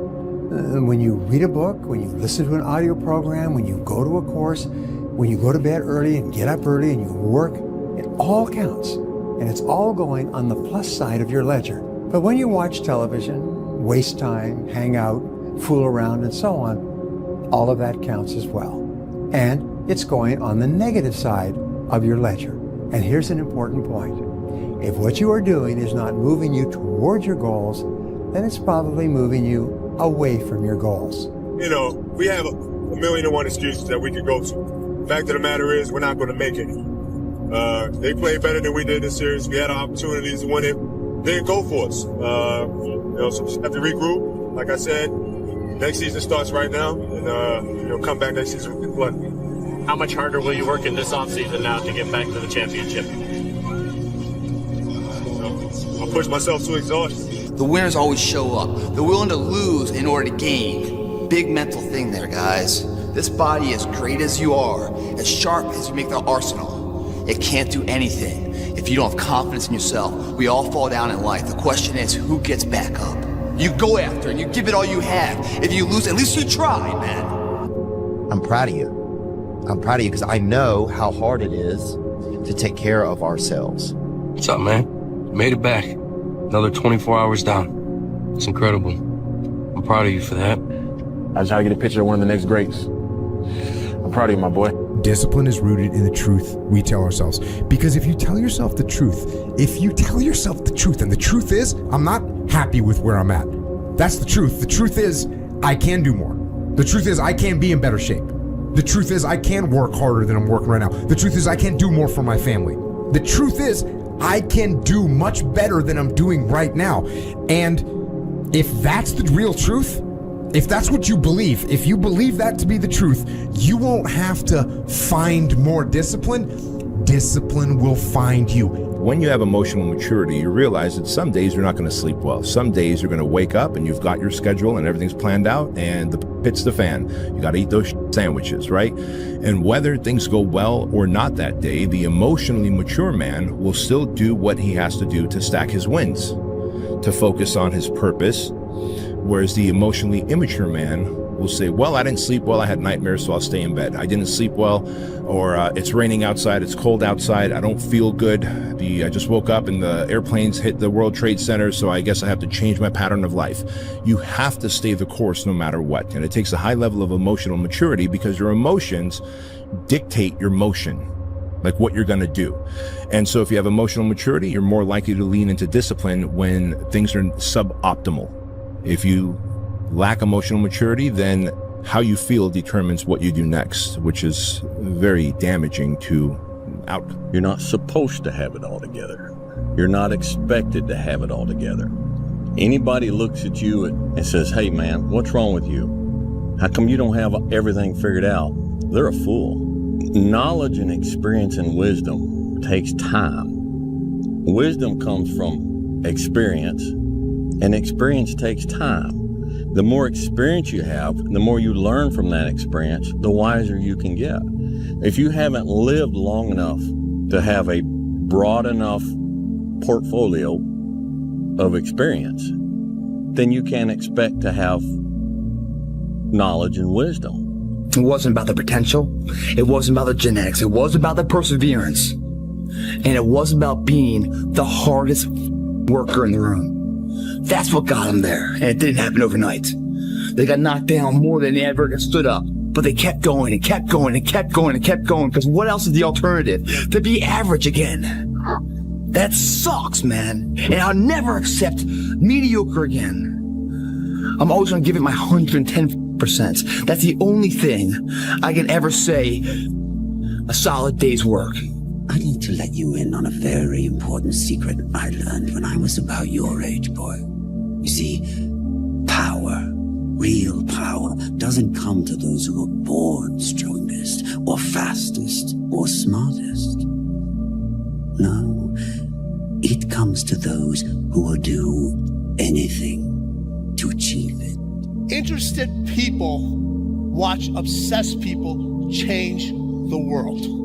It's personal. It's personal. It's personal. It's personal. It's personal. It's personal. It's personal. It's personal. I've never really viewed myself as particularly talented. I view myself as, slightly above average in talent. And where I excel is ridiculous, sickening work ethic. While the other guy's sleeping, I'm working. While the other guy's eating, I'm working. We all want to read about how we can quickly get somewhere. That's why the 6-minute abs and all sort of shit so powerful. You may get some results from it, but they're not permanent. The permanent result comes from you. I say it all the time. You have to suffer. Bro, you gotta stop. You gotta stop with all this I can't catch a break bullshit. All the time you're complaining, you could be instead hustling. You could be instead chasing your dream. You could be instead figuring out what you're doing wrong, trying to improve certain aspects of your life, getting your shit together, reading a book, meditating, something. It don't matter how much it feel like it ain't gonna work. Delusional. Complete delusion. You gotta believe the delusion because it's only delusional until it works. You gonna do this? Okay, fine. That's all I needed. That's all I needed for him to do that. And it became personal with me. I felt like everybody had written me off after those air balls. So many people doubted me and motivated me every single day to be who I am. I failed so many times and got back up, but I'm still standing. You're willing to shoulder more than your responsibility of life because you expect and demand something more of life. Champion's mentality, man. Hoping for a good result. You're demanding a result. You're going above and beyond. You do more than what's normal because you want more than a normal return of life's investment. And here's my best advice. Welcome all experiences. You never know which one is going to turn everything on. Don't put up the walls. The same wall that keeps out disappointment keeps out happiness. Take down the walls. Go for the experience. Let it teach you. There is a way out. That there is a way to do more, to get more, to obtain more. But I personally don't want to lose all that I've been able to get. So I need to make sure that I do everything to keep it. So I can't be content. So there is and understanding, but I refuse to click on the switch of... You didn't learn your limitations. I have no limitations. Bet against me. Bet against me. Tell me it's not going to happen. Tell me it's going to fail. I love it. I love every minute of it. It certainly lit a fire under my belly. Every single person doubted me. Every single fighter doubted me. Doubt me now. Surprise, surprise, the king is back. Sometimes you just gotta say things just for what they are. Just for what they are. Passion is free. Nobody can charge you for passion. Nobody can tell you what passion looks like. Because that's all about you. Effort is isolated. The reason why effort is isolated, because nobody can dictate it. Effort is 100% in the mind. No coach, no player, nobody else can make you run to the ball. Nobody else can make you finish a tackle. Nobody else can do it. That's why it's the most isolated things in this earth right now. It's effort. And when you finally figure it out, how to win real battles, it's found through fundamentals. That's what wins championships. That's what wins battles. Blocking, tackling, until they get tired. Because you don't know what tired feels like. And then once the world see it, there's nothing delusional about it. Now, your delusion becomes, oh, he was a genius. Once I've made that commitment and said I want to be one of the greatest ever, then the game became everything for me. He said, you know the difference between champions and everyone else? And I was like, what? And he said, everyone always looks at them and says, what do champions have that I don't have? And he said, what do champions not have that I have? It's what do they lack? And it's an off button. They just don't stop. And so in dealing with the gold medal, he's like, they just never stop. They just can't stop. Everything in their life is geared towards one goal. There was a young basketball player who had dreams of becoming one of the greatest basketball players of all time. My name is Kobe Bryant. I'm 17 years old. I wasn't invited to parties or, friendly gatherings on the weekend. So on Fridays and Saturdays, I would go in my rec room with my basketball and basically dribble myself to sleep. During those lonely hours in the rec room, I discovered the hunger, the motivation, and the desire to be the best possible basketball player that I could be. No matter where you came from, no matter what part of the world, no matter who your parents were, no matter what your poverty level may have been, may not have been, no matter what you had, what you didn't have, all of that, if you worked hard enough, if you dreamed big enough, if you were tough enough and you made yourself tough enough, you sacrificed enough, you became polished and savvy enough, and if you made yourself and took advantage of that opportunity and got yourself ready, and you were ready to behave like a champion, you could get in that ring on one given night and make the world fair and have your hand lifted and be called champion of the world. He believed in himself, and you can too. You can do anything that you want. You can get singing lessons, get a better job, make more money. You could be even like rich. You could live in the White House someday. You could be president. Do what you want to do. It's not up to other people. It's up to you. It's supposed to be hard. If it wasn't hard, everyone would do it. The hard is what makes it great. There has to be something. This is what I'm talking about now, because this isn't a hack. This has to be in you. Something in you has to wake up. And usually the only person that can wake it up is you. Sometimes you can read a David Goggins book because I was all this shit and then a lot more of up. But if you don't have a little flame, just barely, you're done. I can't light it for you. And that's the harsh reality of this life that I want to get across so fucking bad. You can watch me, you can watch you, you can watch Rogan and Cameron Haynes, all these motherfuckers. You can go to Tony Robbinson's fucking bullshit, all this shit. You do all this shit. If you could keep going back and keep spending money and spending money and spending money with no results, you can wonder, wow, maybe let me go try out David Goggins. He ain't gonna fucking help you. You have to explore, examine the insides of yourself. And what do you really want out of life? Your friend and a lot of people out here just don't fucking want it. So guess what? Have fun with your life. Your biggest enemy is you.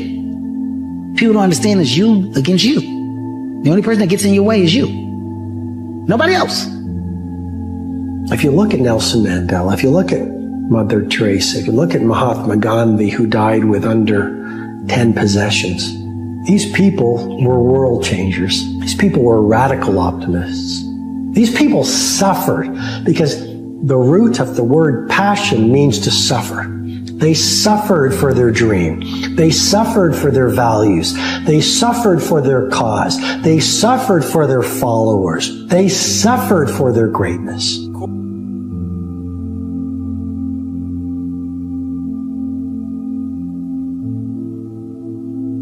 Work, work, work, work, work. No results, but I'm a little bit better. Work, work, work, work, work. Work, work, work, work. No results, but I'm a little bit better. Work, work, work, work, work. No results, I'm a little bit better. Work. Boom. Just got paid. I just got paid. And it looks like overnight success. Yeah. It's like, oh, shit, it happened in a year. No, bro.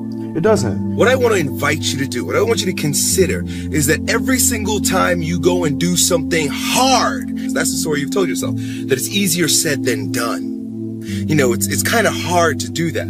Well, it's supposed to be fucking hard. Look, if growing stronger and building muscle were fucking easy, you'd have no reason to go to the gym. There would be no growth if there was no challenge. When you want to achieve the highest goal of all time, you are going to have to learn how to get your ass kicked all the way up that damn mountain. If I want to be way up here, it's going to take a bunch of small micro failures along the way. But you have to understand that that is part of the process. I know what darkness looks like. I know what it feels like to be alone with no motivation, no drive, no passion. And what has to come out of your fucking soul in the darkest of times. But if you are able to get up every morning, have no passion, no drive, no motivation, and still get up with that kind of fire, you will be successful in life. I guarantee you that. What type of reality are you even living? What type of reality are you living? Are you living a proactive reality where you're continually problem solving and looking at all of the different ways that you could manipulate, guide, or push your reality that you want in your favor? Or are you living a reactive reality where you just continually allow what is going to happen? Well, I can tell you right now, if you live in a reactive reality, you need to stop. Because if you really want to live the life of your dreams, you have got to start living a proactive reality. Hard times create hard men. Hard men create soft times. Soft times create soft men. Soft men create hard times. The hardest thing in life is figuring out who you are and what you want to do for the rest of your life. And once you figure that out, you wake up every day and you work toward it.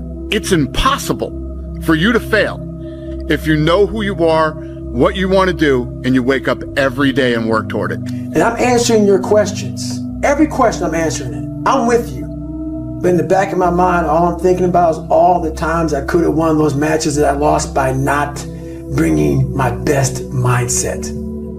You're haunted by all the opportunities that you missed by not bringing your best at that time when you could have won, but you didn't win because you allowed life to interfere with that one shot. When you're sitting there getting ready to serve for the match and your mind is not thinking about where that ball placement needs to be, but it's thinking about your family this or this at work or that at work.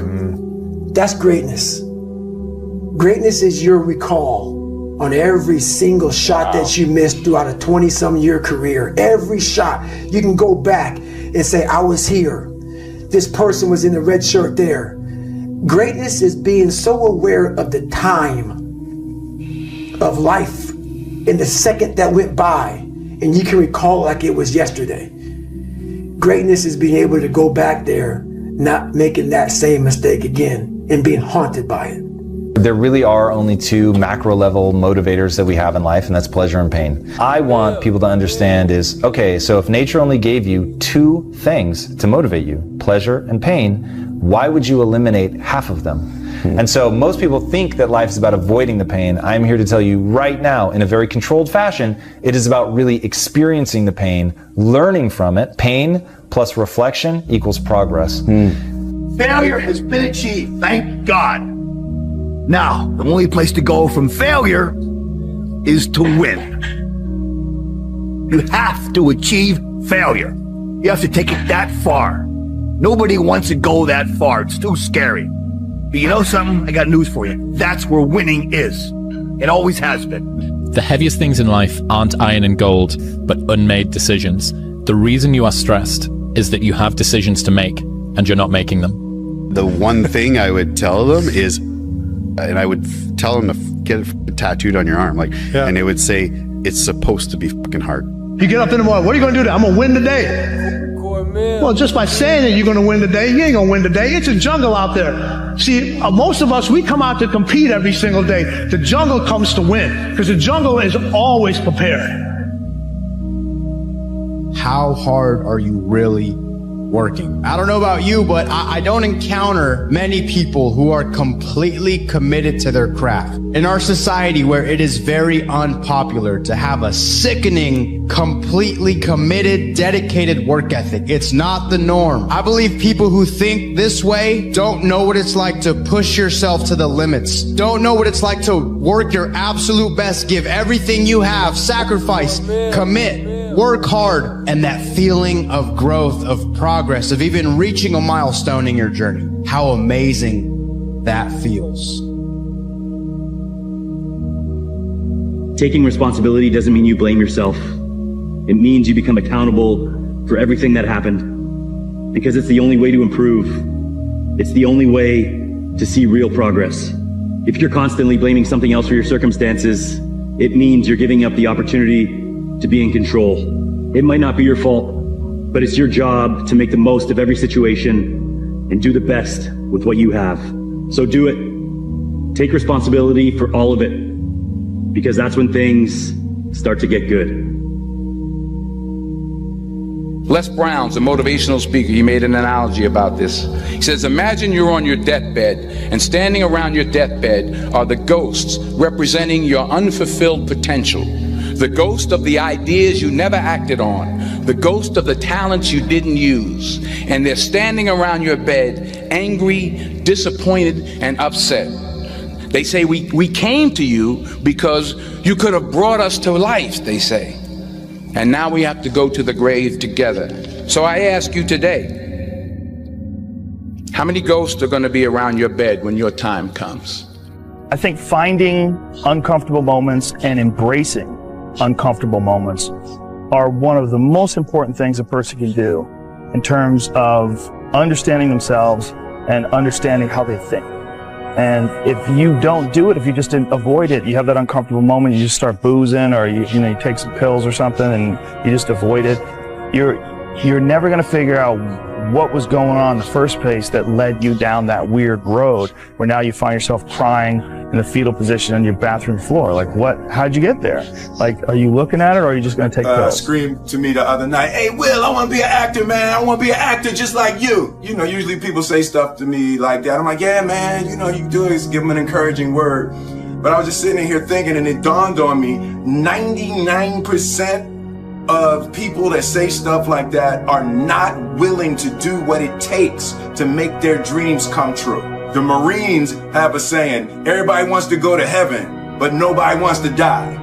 And that's just real. At the center of bringing any dream into fruition is self-discipline. You know, something as simple as food and eating. It's not about your body as much as it is about your mind. It's getting command of your mind to be able to choose actions that are in your own best interest. Every day, we are choosing shit that's not in our own best interest. right? So if the world is attacking you and the world wants to fight you and the world's trying to hold you down, so you're going to kick yourself in the balls? So you're going to stop yourself from getting what you dream. Self-discipline is the center of all material success. You cannot win the war against the world if you can't win the war against your own mind. You know, the things that you think about all the time, that you don't tell anybody, right? You can do that thing. You actually can achieve it. And you should believe in yourself. You should believe in those things because they're there for a reason. They're not in your mind. They're not in your heart just to be there. Consistency is even rarer than talent or enthusiasm. Every January 1st in the gym, you rock up and everyone's keen to do something. They've got these New Year's resolutions. They're all enthusiastic, and some of those people will be talented. But how many of those people end up being consistent long term? You know, there comes a day, man. Everyone's going to have this day. There comes a day where being average, being mediocre is just sickening to you. It's just sickening. It makes you want to throw up. Because you've seen people with far less talent than you. As you're growing up with them, their childhood buddies, whatever else, they didn't have what you had. Yet now they're become something that you haven't. There comes that day. It's either when you're young, you know, and it strikes you on the baseball field because you're sick of striking out, or it's when you get fired from your 5th job, you know, and your wife and kids are on your ass because you don't know how to support them anymore. There comes a day where push comes to shove, where being mediocre, being like average and just burns. It sucks so much. You can't deal with it one more day, and you get off your ass. And you create something that's always been there. It's always been inside of you trying to come out. But you've never wanted to unwrap it because it's too much pain and commitment. You were scared you were going to fail. You were scared if you started, you never finish it. You didn't want to tell anyone about it. You knew it was there, but you never wanted to embark on it until something hits.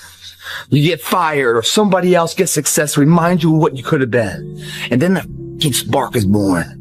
And no matter what happens, I'm never going to be in this boat again. And you get up and you go, even if it gets knocked down, you just keep going. You're a wild man. And life has never been so sweet. It's time to unwrap the potential you can be. It's within you. It's within every single one of us. And the people that have risen to that level were no different than any one of us. It's just they believed it and they were willing to work their ass off to get it. It wasn't about the potential. It wasn't about the genetics. It was about the perseverance. And it was about being the hardest worker in the room. That's what got him there. And it didn't happen overnight. I'm the best ever. I'm the most brutal and vicious and most ruthless champion there's ever been. There's no one can stop me. Lynx is a conqueror. No, I'm Alexander. He's no Alexander. I'm the best ever. There's never been anybody as ruthless. I'm Sonny Liston. I'm Jack Dempsey. There's no one like me. I'm from Nairclaw. There's no one that can match me. My style is impetuous. My defense is impregnable. And I'm just ferocious. I want your heart. I want to eat his children. Praise be to Allah. Embrace the process. And then by the time you get up in years, you can be a man that you're proud of. Okay? So this is just an encouragement to just chill out. Just chill out. Embrace the process. You say, Dwayne, what process? Life. Be the guy who embraces the ugly, the miserable. Be the guy who embraces hard work, the grind. Don't be afraid of being hurt. Don't be afraid of sacrificing some blood. Do you think discipline in and of itself is the root, or do you think discipline within the framework of a direction? Because you had the business, you had the vision for who you wanted to be, you were pointed towards that, and discipline got you there. But if somebody's not pointed anywhere, would you give them different advice? Yeah, I think I would. I think that if someone has zero plan, zero future planned out for them and ahead of them, they don't need to just implement discipline into their life. They don't need to go out and run 10K a day for 70 days or train twice and drink this much water and do this. I think they need to take the first little step, whether that's trying to figure out what it is that you want to do. What are you actually good at? Everyone's good at something, right? If you can leverage that one thing and make it become your life, eventually it will lead to success. And I'm sure, I'm sure everyone can be successful in a field of what they do. I don't know what the timelines are on that. It could be 50 years, it could be 10 years, it could be 1 year. You see, singers blow up after 6 months of singing, but you'll see a business person like me blow up after 12 years. Or you'll see a businessman that sells cars and it'll take him 35 years. There's no timeline for it. It's just about taking that first step, whether that first step is reading a book, mental health, going for a run. Whatever that thing is, just give it a go. Just try it. See if you can stack it up. And if you enjoy it, keep going at it. Whenever you feel negative or unhappy about anything, you say, wait a minute, I'm responsible. I'm responsible for my life. I'm responsible for what happens. I can't change the past, so I'm not going to spend a second worrying about the past. Death is not waiting behind that door right now. Every second, you are between life and death. One day, it just stays with this, then this is going to happen. So in the moment where you realize it could be my last action right now that I do, having this type of thought on the mind, it could be your last, hopefully makes you wake up to really focus on the things that are important for you. Because many things are starting to fall away when somebody tells you, look, you only have 1 more week to live. Many problems that at the moment people are caring about, they will just disappear. Then they wake up and realize this shortness of life, how precious it actually is that we are able to be here. I'm not talented. It was life and death. Either you live or you die. Which one do you want, Tom? That was the decision. In the corporate life and in the gym. But if you want something bad enough, you can't let anybody tell you you can't do something. I'll repeat that. If you want something bad enough, you can't let anybody tell you you can't do something, not even yourself. A lot of days I'm like, oh, you can't do this, Tom. Bullshit! Let me show you. I mean, I would have arguments with myself. I could do it. People doubted me. I doubted myself sometimes too. You know what? I watched Arnold fall down. Nobody remembers when he fell down. Arnold wasn't the glorified winner as he was in the first 70 through 75. He got up. I'm gonna become a famous film star. He became governor. He kept getting up and getting up. I saw Trump do the same thing. I saw a lot of these guys I admired in business do it. And that's what it takes. To do anything successfully in life, you've got to want it as bad as you want to breathe. And if you want it that bad, if you're willing to give it that much, you get a big piece of what you want. And life and dreams do come true. Anything you want can happen, become a reality. I believe that sincerely, and I'll die on that thought. You have to learn how to fail. A lot of us have big dreams, big goals. And when you have goals that are maybe outside your reach, you have to know that getting to that goal, you're gonna have a lot of bad days. So I had to teach myself how to fail right. And what that means is, when I fail, I can't spend much time in that fail zone. I have to be able to get up and get after the next day just as fast. I don't have time to stay here and feel bad for myself for weeks and months and years, because I'll lose that time. And eats motivation for breakfast. You don't need motivation. It's great if it arrives. It's some extra fuel on the fire. But discipline is the thing that you need. What would you tomorrow want you today to do? You tomorrow would want you to keep that promise to yourself. Your time is limited, so don't waste it living someone else's life. Don't be trapped by dogma, which is living with the results of other people's thinking. Don't let the noise of others' opinions drown out your own inner voice. And most important, have the courage to follow your heart and intuition. They somehow already know what you truly want to become. Everything else is secondary. Live your life the way that you want to leave your life. Ladies and gentlemen, as I speak to you right now, if you had 90 days to live, how many of you will make some radical changes in your life? You know, you must hope and believe in yourself if you ever want to see what that hope can turn into, what that belief can turn into. By doing this every day, repetitively, those are the measures that lead to the big moments of success that everyone sees in life. No one sees the struggle in here. No one sees the hardship, the early mornings you get up. No one sees any of that.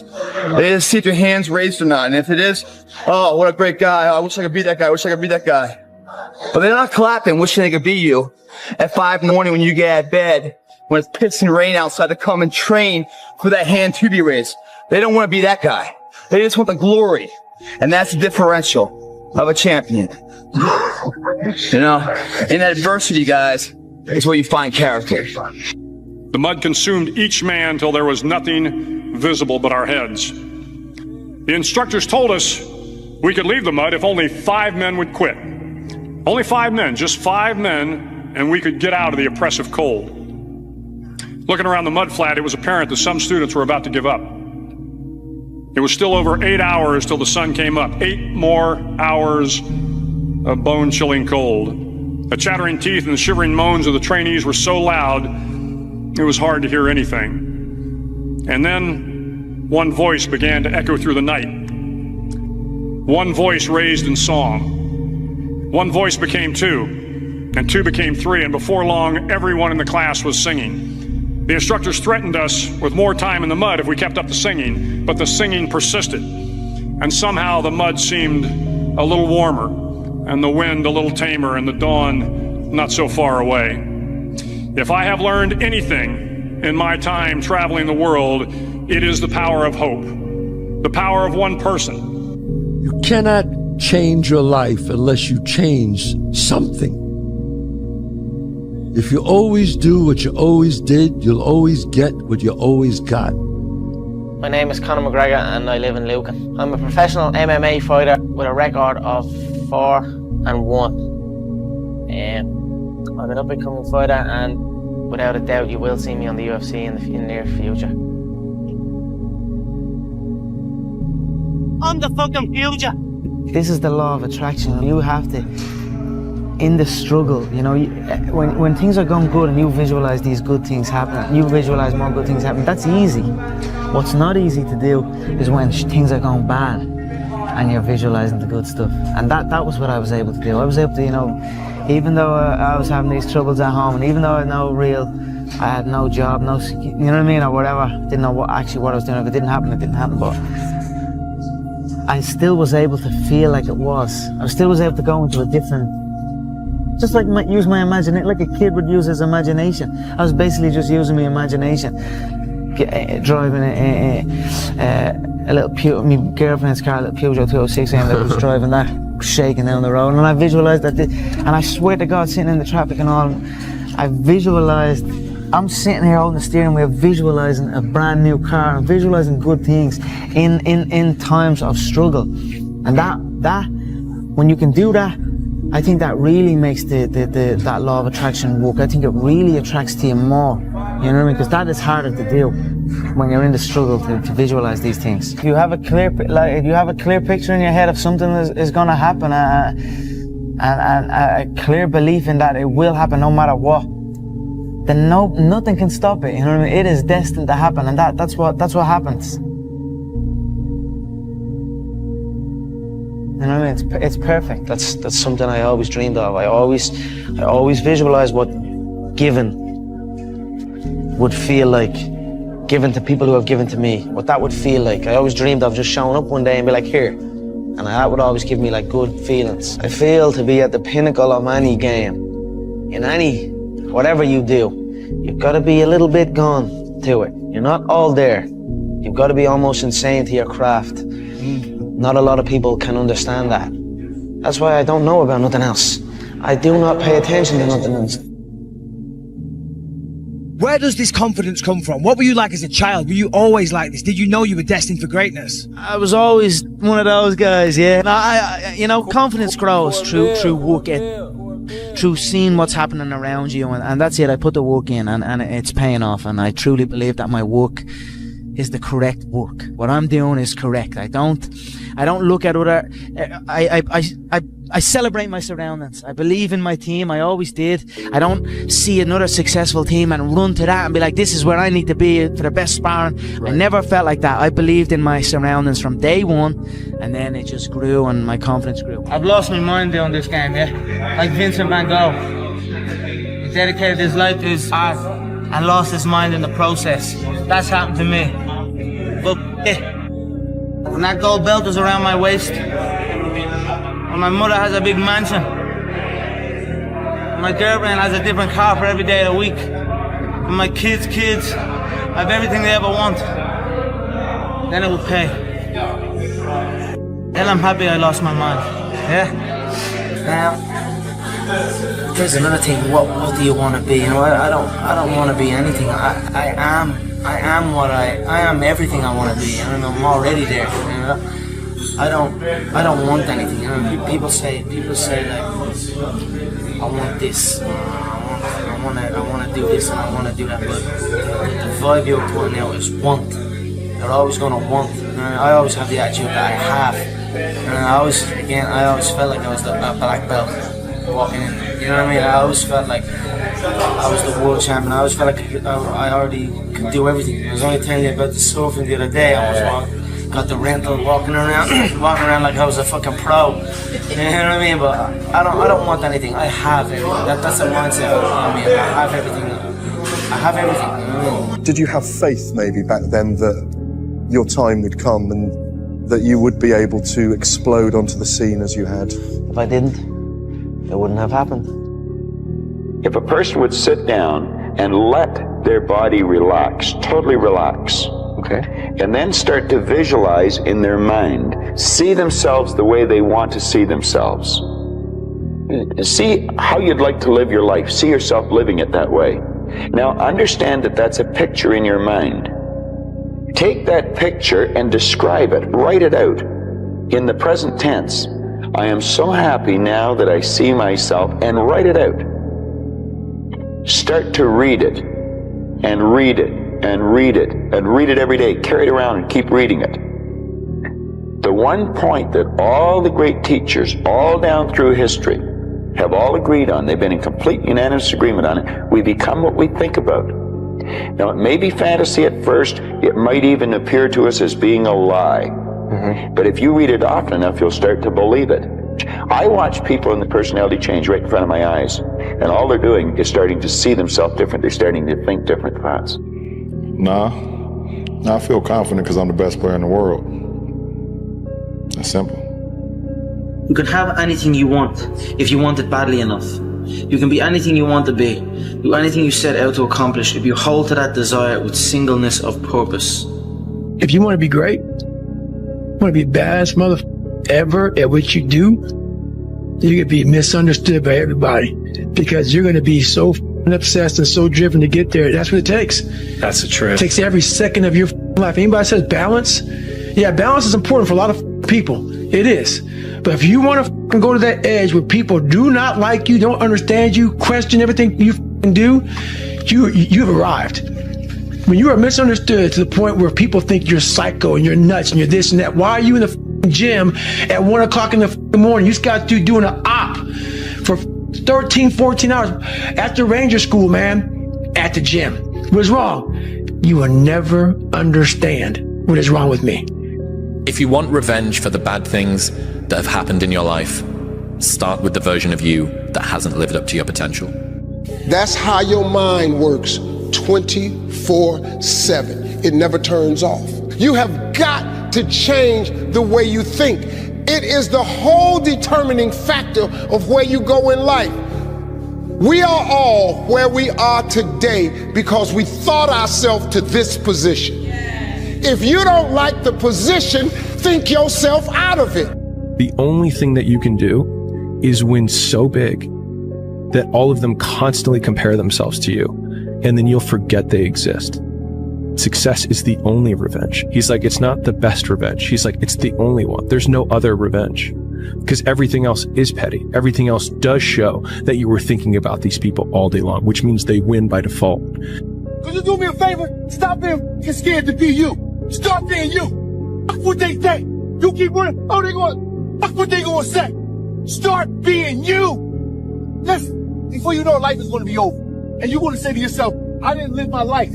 I'm seeing too many people out here being clones of people that they never met just because they seen them on social media, and they put this whole show on, this production of their life is so great that you don't even want to be you, that you abandon yourself. I ain't gonna never jump outside of myself and be nobody else. I'm gonna be me. Start being you and stop being everybody else. Stop being scared. There's people like us where we're crazy in the sense that we believe to be, it's almost delusional sometimes. Yes. Yeah, like, what's the one, I've heard this quote on the JRE before. It's like, greatness and madness are next door neighbors and they just borrow each other's sugar once in a while. Bro, I can manifest like a motherfucker. Everything comes from the imagination. Everything comes from the imagination. So the power of the mind, people don't understand. We still don't understand. I still don't understand how powerful it is. I'm still learning. But I know one thing is I can make things happen. I can go into levels, I just can't tell the world, but like there's levels that like I've manifested things that I'm just like, I still shock myself, like how the fuck did I make that happen? And this is not even to do with fighting, this is to do with my personal life. And I'm like, I made that happen. And this is through this like manifesting subconsciously as well. Just years of something just manifesting, and boom, it's right there. I'm just like, shit, I really made that happen. It's scary, man. The first step before anybody else in the world believes it is you have to believe it. You need to tell yourself if you're going to win or lose, and there is no opponent, there's no knowing. You're against yourself. I believe in myself so much that nothing is going to stop me. The sky is the limit. And as a kid growing up, I believed that. I believed that whatever I put my mind to, and if I was willing to make sacrifices and I was dedicated, that I could achieve absolutely anything. Connor, in February of 2013, we spoke for the first time. You didn't have a car, you didn't have a pot to piss in, all you had were blueberries. Now here you are with the undisputed gold. Enjoy it, my friend. You deserve it, you called it. Yeah, from nothing to something to everything. My hero. That's who I chase. Now, when I was 15 years old, I had a very important person in my life come to me and say, who's your hero? And I said, I don't know, I got to think about that. Give me a couple of weeks. I come back 2 weeks later. This person comes up and says, who's your hero? I said, I thought about it. You know who it is? I said, it's me in 10 years. So I turned 25 10 years later. That same person comes to me and goes, so are you a hero? And I was like, not even close. No. She said, why? I said, because my hero is me at 35. So you see, every day, every week, every month, and every year of my life, my hero is always 10 years away. The way I look at it within myself, or why not? Why can't I be the MVP of the league? Why can't I be the best player in the league? I don't see why. Why can't I do that? Be the guy who embraces the ugly, the miserable. Be the guy who embraces hard work, the grind. Don't be afraid of being hurt. Don't be afraid of sacrificing some blood. True years in the gym, true wins, true losses, true life. I just realized that if you say it to yourself and you look yourself in the eye and look yourself in the mirror and truly believe that not a man alive can beat you, then that is the way it is. And just true hours in the gym and preparation, I feel that I am untouchable right now. I want to reassure you that no matter what the night, no matter what the storm, no matter what the difficulty, there isn't anybody here that can't figure it out, find some things to do, step at a time, yes. Minute at a time, yes. Day at a time, yes. Week at a time, yes. But there isn't anything you can't walk away from. There isn't any challenge you can't overcome. I want you to have that kind of belief in yourself. And I've always had visions of better. I've always visualized better. And in times of struggle, like driving down in a banger of a car that I had to push start, I'd be still driving a soft-top Bentley around beautiful California in my head. And lo and behold, now I am driving a beautiful soft-top Bentley around California. So I always visualized good things. I always visualized victory, success, abundance.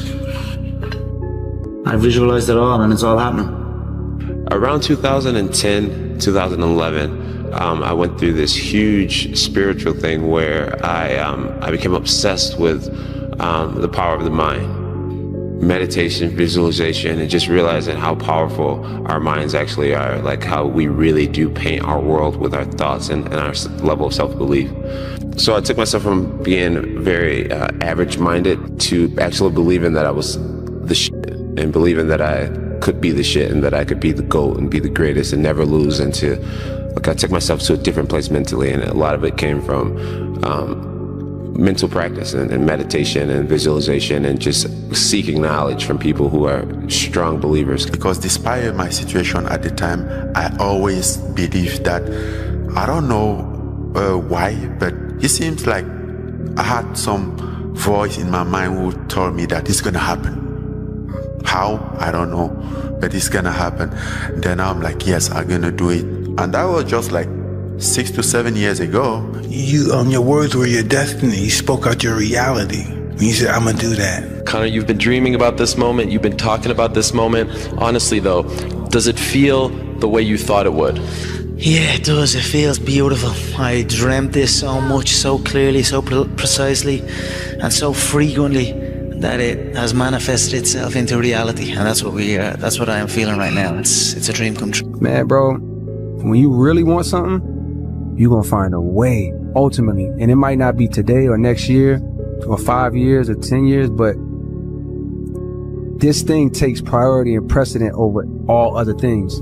And even then in this life, it's not necessarily guaranteed that you'll get there. But I know what's not guaranteed is you being comfy and getting there. That's not happening. Greatness is not meant for a few chosen people. It's meant for those who persistently pursue their dreams every day and make that choice when they wake up. So, just a mentality, really. Aspirations come from people that do amazing things, but they're really ordinary people just waking up every day doing it, doing the little things that other people aren't doing. So, to get anything of value, you have to sacrifice. Paul, what is your purpose? Why are you here? It's just too hard. Do you know that the harder thing to do and the right thing to do are usually the same thing? Nothing that has meaning is easy. You asked for strength, and you received challenges to become stronger. You asked for a positive mind, and you were thrown into darkness to find your own light. You see, everything has its purpose, so only focus on improving yourself. That's all you can ever do. You've got to have your own list of whys. One of the big thrusts for success is to come up with a strong enough why. He who has a why can bear almost any how. It's time for you to look inward and begin asking yourself the big questions. Who are you? And what do you want? Work on your list of whys. Here's what we learn. If the why is powerful, the how is easy. You're going to realize it one day. That happiness was never about your job or your degree or being in a relationship. Happiness was never about following in the footsteps of all of those who came before you. It was never about being like the others. One day you're going to see it. That happiness was always about the discovery, the hope, the listening to your heart, and following it wherever it chose to go. Happiness was always about being kinder to yourself. It was always about embracing the person you were becoming. One day you will understand that happiness was always about learning how to live with yourself, that your happiness was never in the hands of others. One day you will realize that true happiness comes from within, and no external factors can define it. It was always about you. It was always about you. I say chase your dreams, man. Do that thing, man, that keeps you up at night. That thing that bothers you, man, that makes you trip. You can't quit thinking about it. You always, that thing, man, that you wake up in the middle of the night, you got a new idea. That's what you got to chase. Because anything else, you're gonna forever be sad, man. If you don't chase that dream, you're gonna forever be miserable, man. Well, most people just look at me as the guy that runs and yells as he's running. And that's, while I do that, to motivate people, But people don't understand that my day is broken up into segments. I work out, I eat, I sleep, but I spend most of my time studying. So like, I'm in the medical world. I'm a paramedic in Canada, but I spend a lot of my time trying to nuke every single thing about it, because I'm not trying to just be a paramedic, learn about veins and arteries and how the heart pumps and stuff like that. I'm trying to learn to the point where I can save someone's life. And even though paramedics are doing that all over the world, I'm trying to be that paramedic that can really dissect exactly what's going on and figure out, what medication goes where. Just trying to learn, the algorithm of what's going on, man. So I spend a lot of time with it. I'm not a real smart guy. And what I mean by that is I was born with ADD, ADHD. My brain cannot retain information. I'm not some genetic freak when it comes to running, when it comes to lifting weights. I am absolutely the bottom of the barrel. And people will never believe me. And they can just, whatever, believe what you want to believe. So when you ask me this question about what does studying look like for me, I have to go over the same page over and over and over and over again. While Jennifer can look at that page while she's, quizzing me, she'll learn it right then as she doesn't know anything about it. She will quiz herself or quiz me and learn it as she's quizzing me. It's the most frustrating thing in the world how my brain works. So what I do is I literally sit there with a pen and paper, and I have my books, and I go through and have to write everything down every single day. I will study the same page until it's photographic memory from writing the same thing down. And then from there, I'll go back through and relearn again. So I'll learn the bulk of it, but then I'll go through and learn the small things within that. So if it's a medication, I'll learn what the medication does. I'll learn how to even say the medication. Because these medications aren't like albuterol. No, it's very big words. So I'll go through, learn how to say the name. Then I'll go through, learn what the dose is. Then I'll go through, and this is like every single day. So not like, oh, I got it. Let's just go through. No, nothing is I got it. Every single thing. I can't wait to get in this conversation, because everything I do in life, it sucks. Everything I do in life, it sucks. That's why when I was 300 pounds and 24 years old, it wasn't like I had some big epiphany of, let's just go be a Navy SEAL, let's lose some weight. No, I knew my entire life was going to be a struggle, which is why I just ignored it. And I said, I'm not even trying to jump off into this and learn how to read, how to write, how to memorize, how to become something I am not. But through that process, something happened to me. And I realized this is why I feel sorry for no one. People are going to think that I am maybe lying or maybe fibbing or exaggerating. No, I was the lowest form on earth.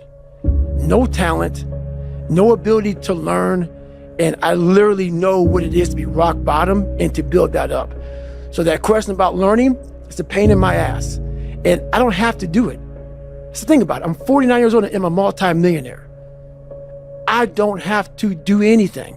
So all I thought about when I was growing up is, man, I can't wait till one day get to the point where I no longer have to do this stuff. But what happens, as I got older, it became a way of living. So how I do every day is how I do every day. It's a discipline, it's a regimen, it was a choice I made. And the choice I made was, what are you willing to sacrifice and what are you willing to give up to find every bit of who you are as a human being? And I was willing to give up everything to do that. So studying is no joke. How my mind is wired now is that everything I do is what I do. Because the focus it takes for me to, like right now, I'm running. I'm not like a great runner. I'm not like injury free. So like my first 20 minutes of the run, I'm limping. I'm literally limping because I've had several knee surgeries and my body was twisted. And so now it's untwisting. So people look at me, oh, it looks like he's limping when he runs. I am limping when I run. my body's jacked up, so I'm focusing on how to get the best out of a broken body. So everything I do is a total focus on what I'm doing at that point in my life. Like when I was going through school, I'll never forget, I think I was in 3rd grade. And back then, ADD, ADHD wasn't like, here's this medicine, or here's this thing. They want to put you in a special school. So for me, I was so far behind in learning that their big thing was, let's just put him in a special school because he'll never learn. And through that process of like, I don't want to be in a special school. I don't want to be treated any differently. It really, I never took medication. I've never taken medication for this. That's why right now you see me looking right in your eyes. What the hell is human saying right now? And that's why I don't feel bad for people who have ADHD, who have learning disabilities. And some are impossible because you just can't. But a lot of them you can. But people don't want to go through the process of focus, of teaching yourself how to truly focus. This is where my message gets lost. It gets lost because I may say, MF or F, I may be, because that's the passion that comes out of me, because it takes everything for me to learn a sentence. So when I speak about David Goggins, I can't speak about David Goggins in a way that's just calm and cool. Because when I wake up, I know the journey that it takes for me to find my greatness. And it's hard. Nothing is easy. Nothing just like, I wake up and I just do this or I do that, or it just, I watch people every day go through life and it's so easy. For me to be where I'm at today, it takes every bit of me. So when I speak about it, and as I get going here, you'll start seeing me, the tempo will rise, the passion will come out, because I'm back there. I'm doing what I do every day to become a human being. And so nothing is easy. Like running is running. It sucks, but you have a choice to make. Do you want to sit down and go back to that guy you once were? No. So this is what it takes. It takes that misunderstanding of people, and they'll never get it because they were never David Goggins. So that is what it takes for me to do what I do. It may take you something differently. So for me, everything has to be in the studying. Everything has to be into this. Everything has to be, and everywhere I am, it has to be there. Me, focused where I am. If I want to be great, I'm not trying to maximize money or maximize people knowing me. I do these things because maybe someone out there will understand me and get it and say, I can grow from this guy, and others just won't. The biggest misunderstanding about David Goggins of all time, it's like, whether you believe in God or not, I do. He put this lab rat, which is me, on this planet and said, let me fucking see what a beat up, abused kid who can barely learn, who has a twisted body, messed up genetics, sickle cell, this and that. Let me give him everything that pretty much disqualifies you from the military. But back then, it wasn't as stressful. And let's put him in this and see what comes out of it. So to do that, friction, you don't wake up in the morning time and go to the coffee maker. Matter of fact, sometimes you don't even sleep. What it requires is when I'm at 2 o'clock it's 2 o'clock in the morning, and my brain is thinking about a drug. And I got to get up and look in my book to see if that drug is how I remember it. And this is every day of my life. That's why when I train a fighter or I train someone, I'm like, you have no idea how great you really are, because you are using such minimal of what you have. And if people can learn to focus, this is what's possible. While it may not be pretty, like people want to do a documentary on me. I go, no. I don't want you to do a documentary on me, because I will have normal, everyday people picking me apart. Oh, his life is miserable. Who wants to live like that?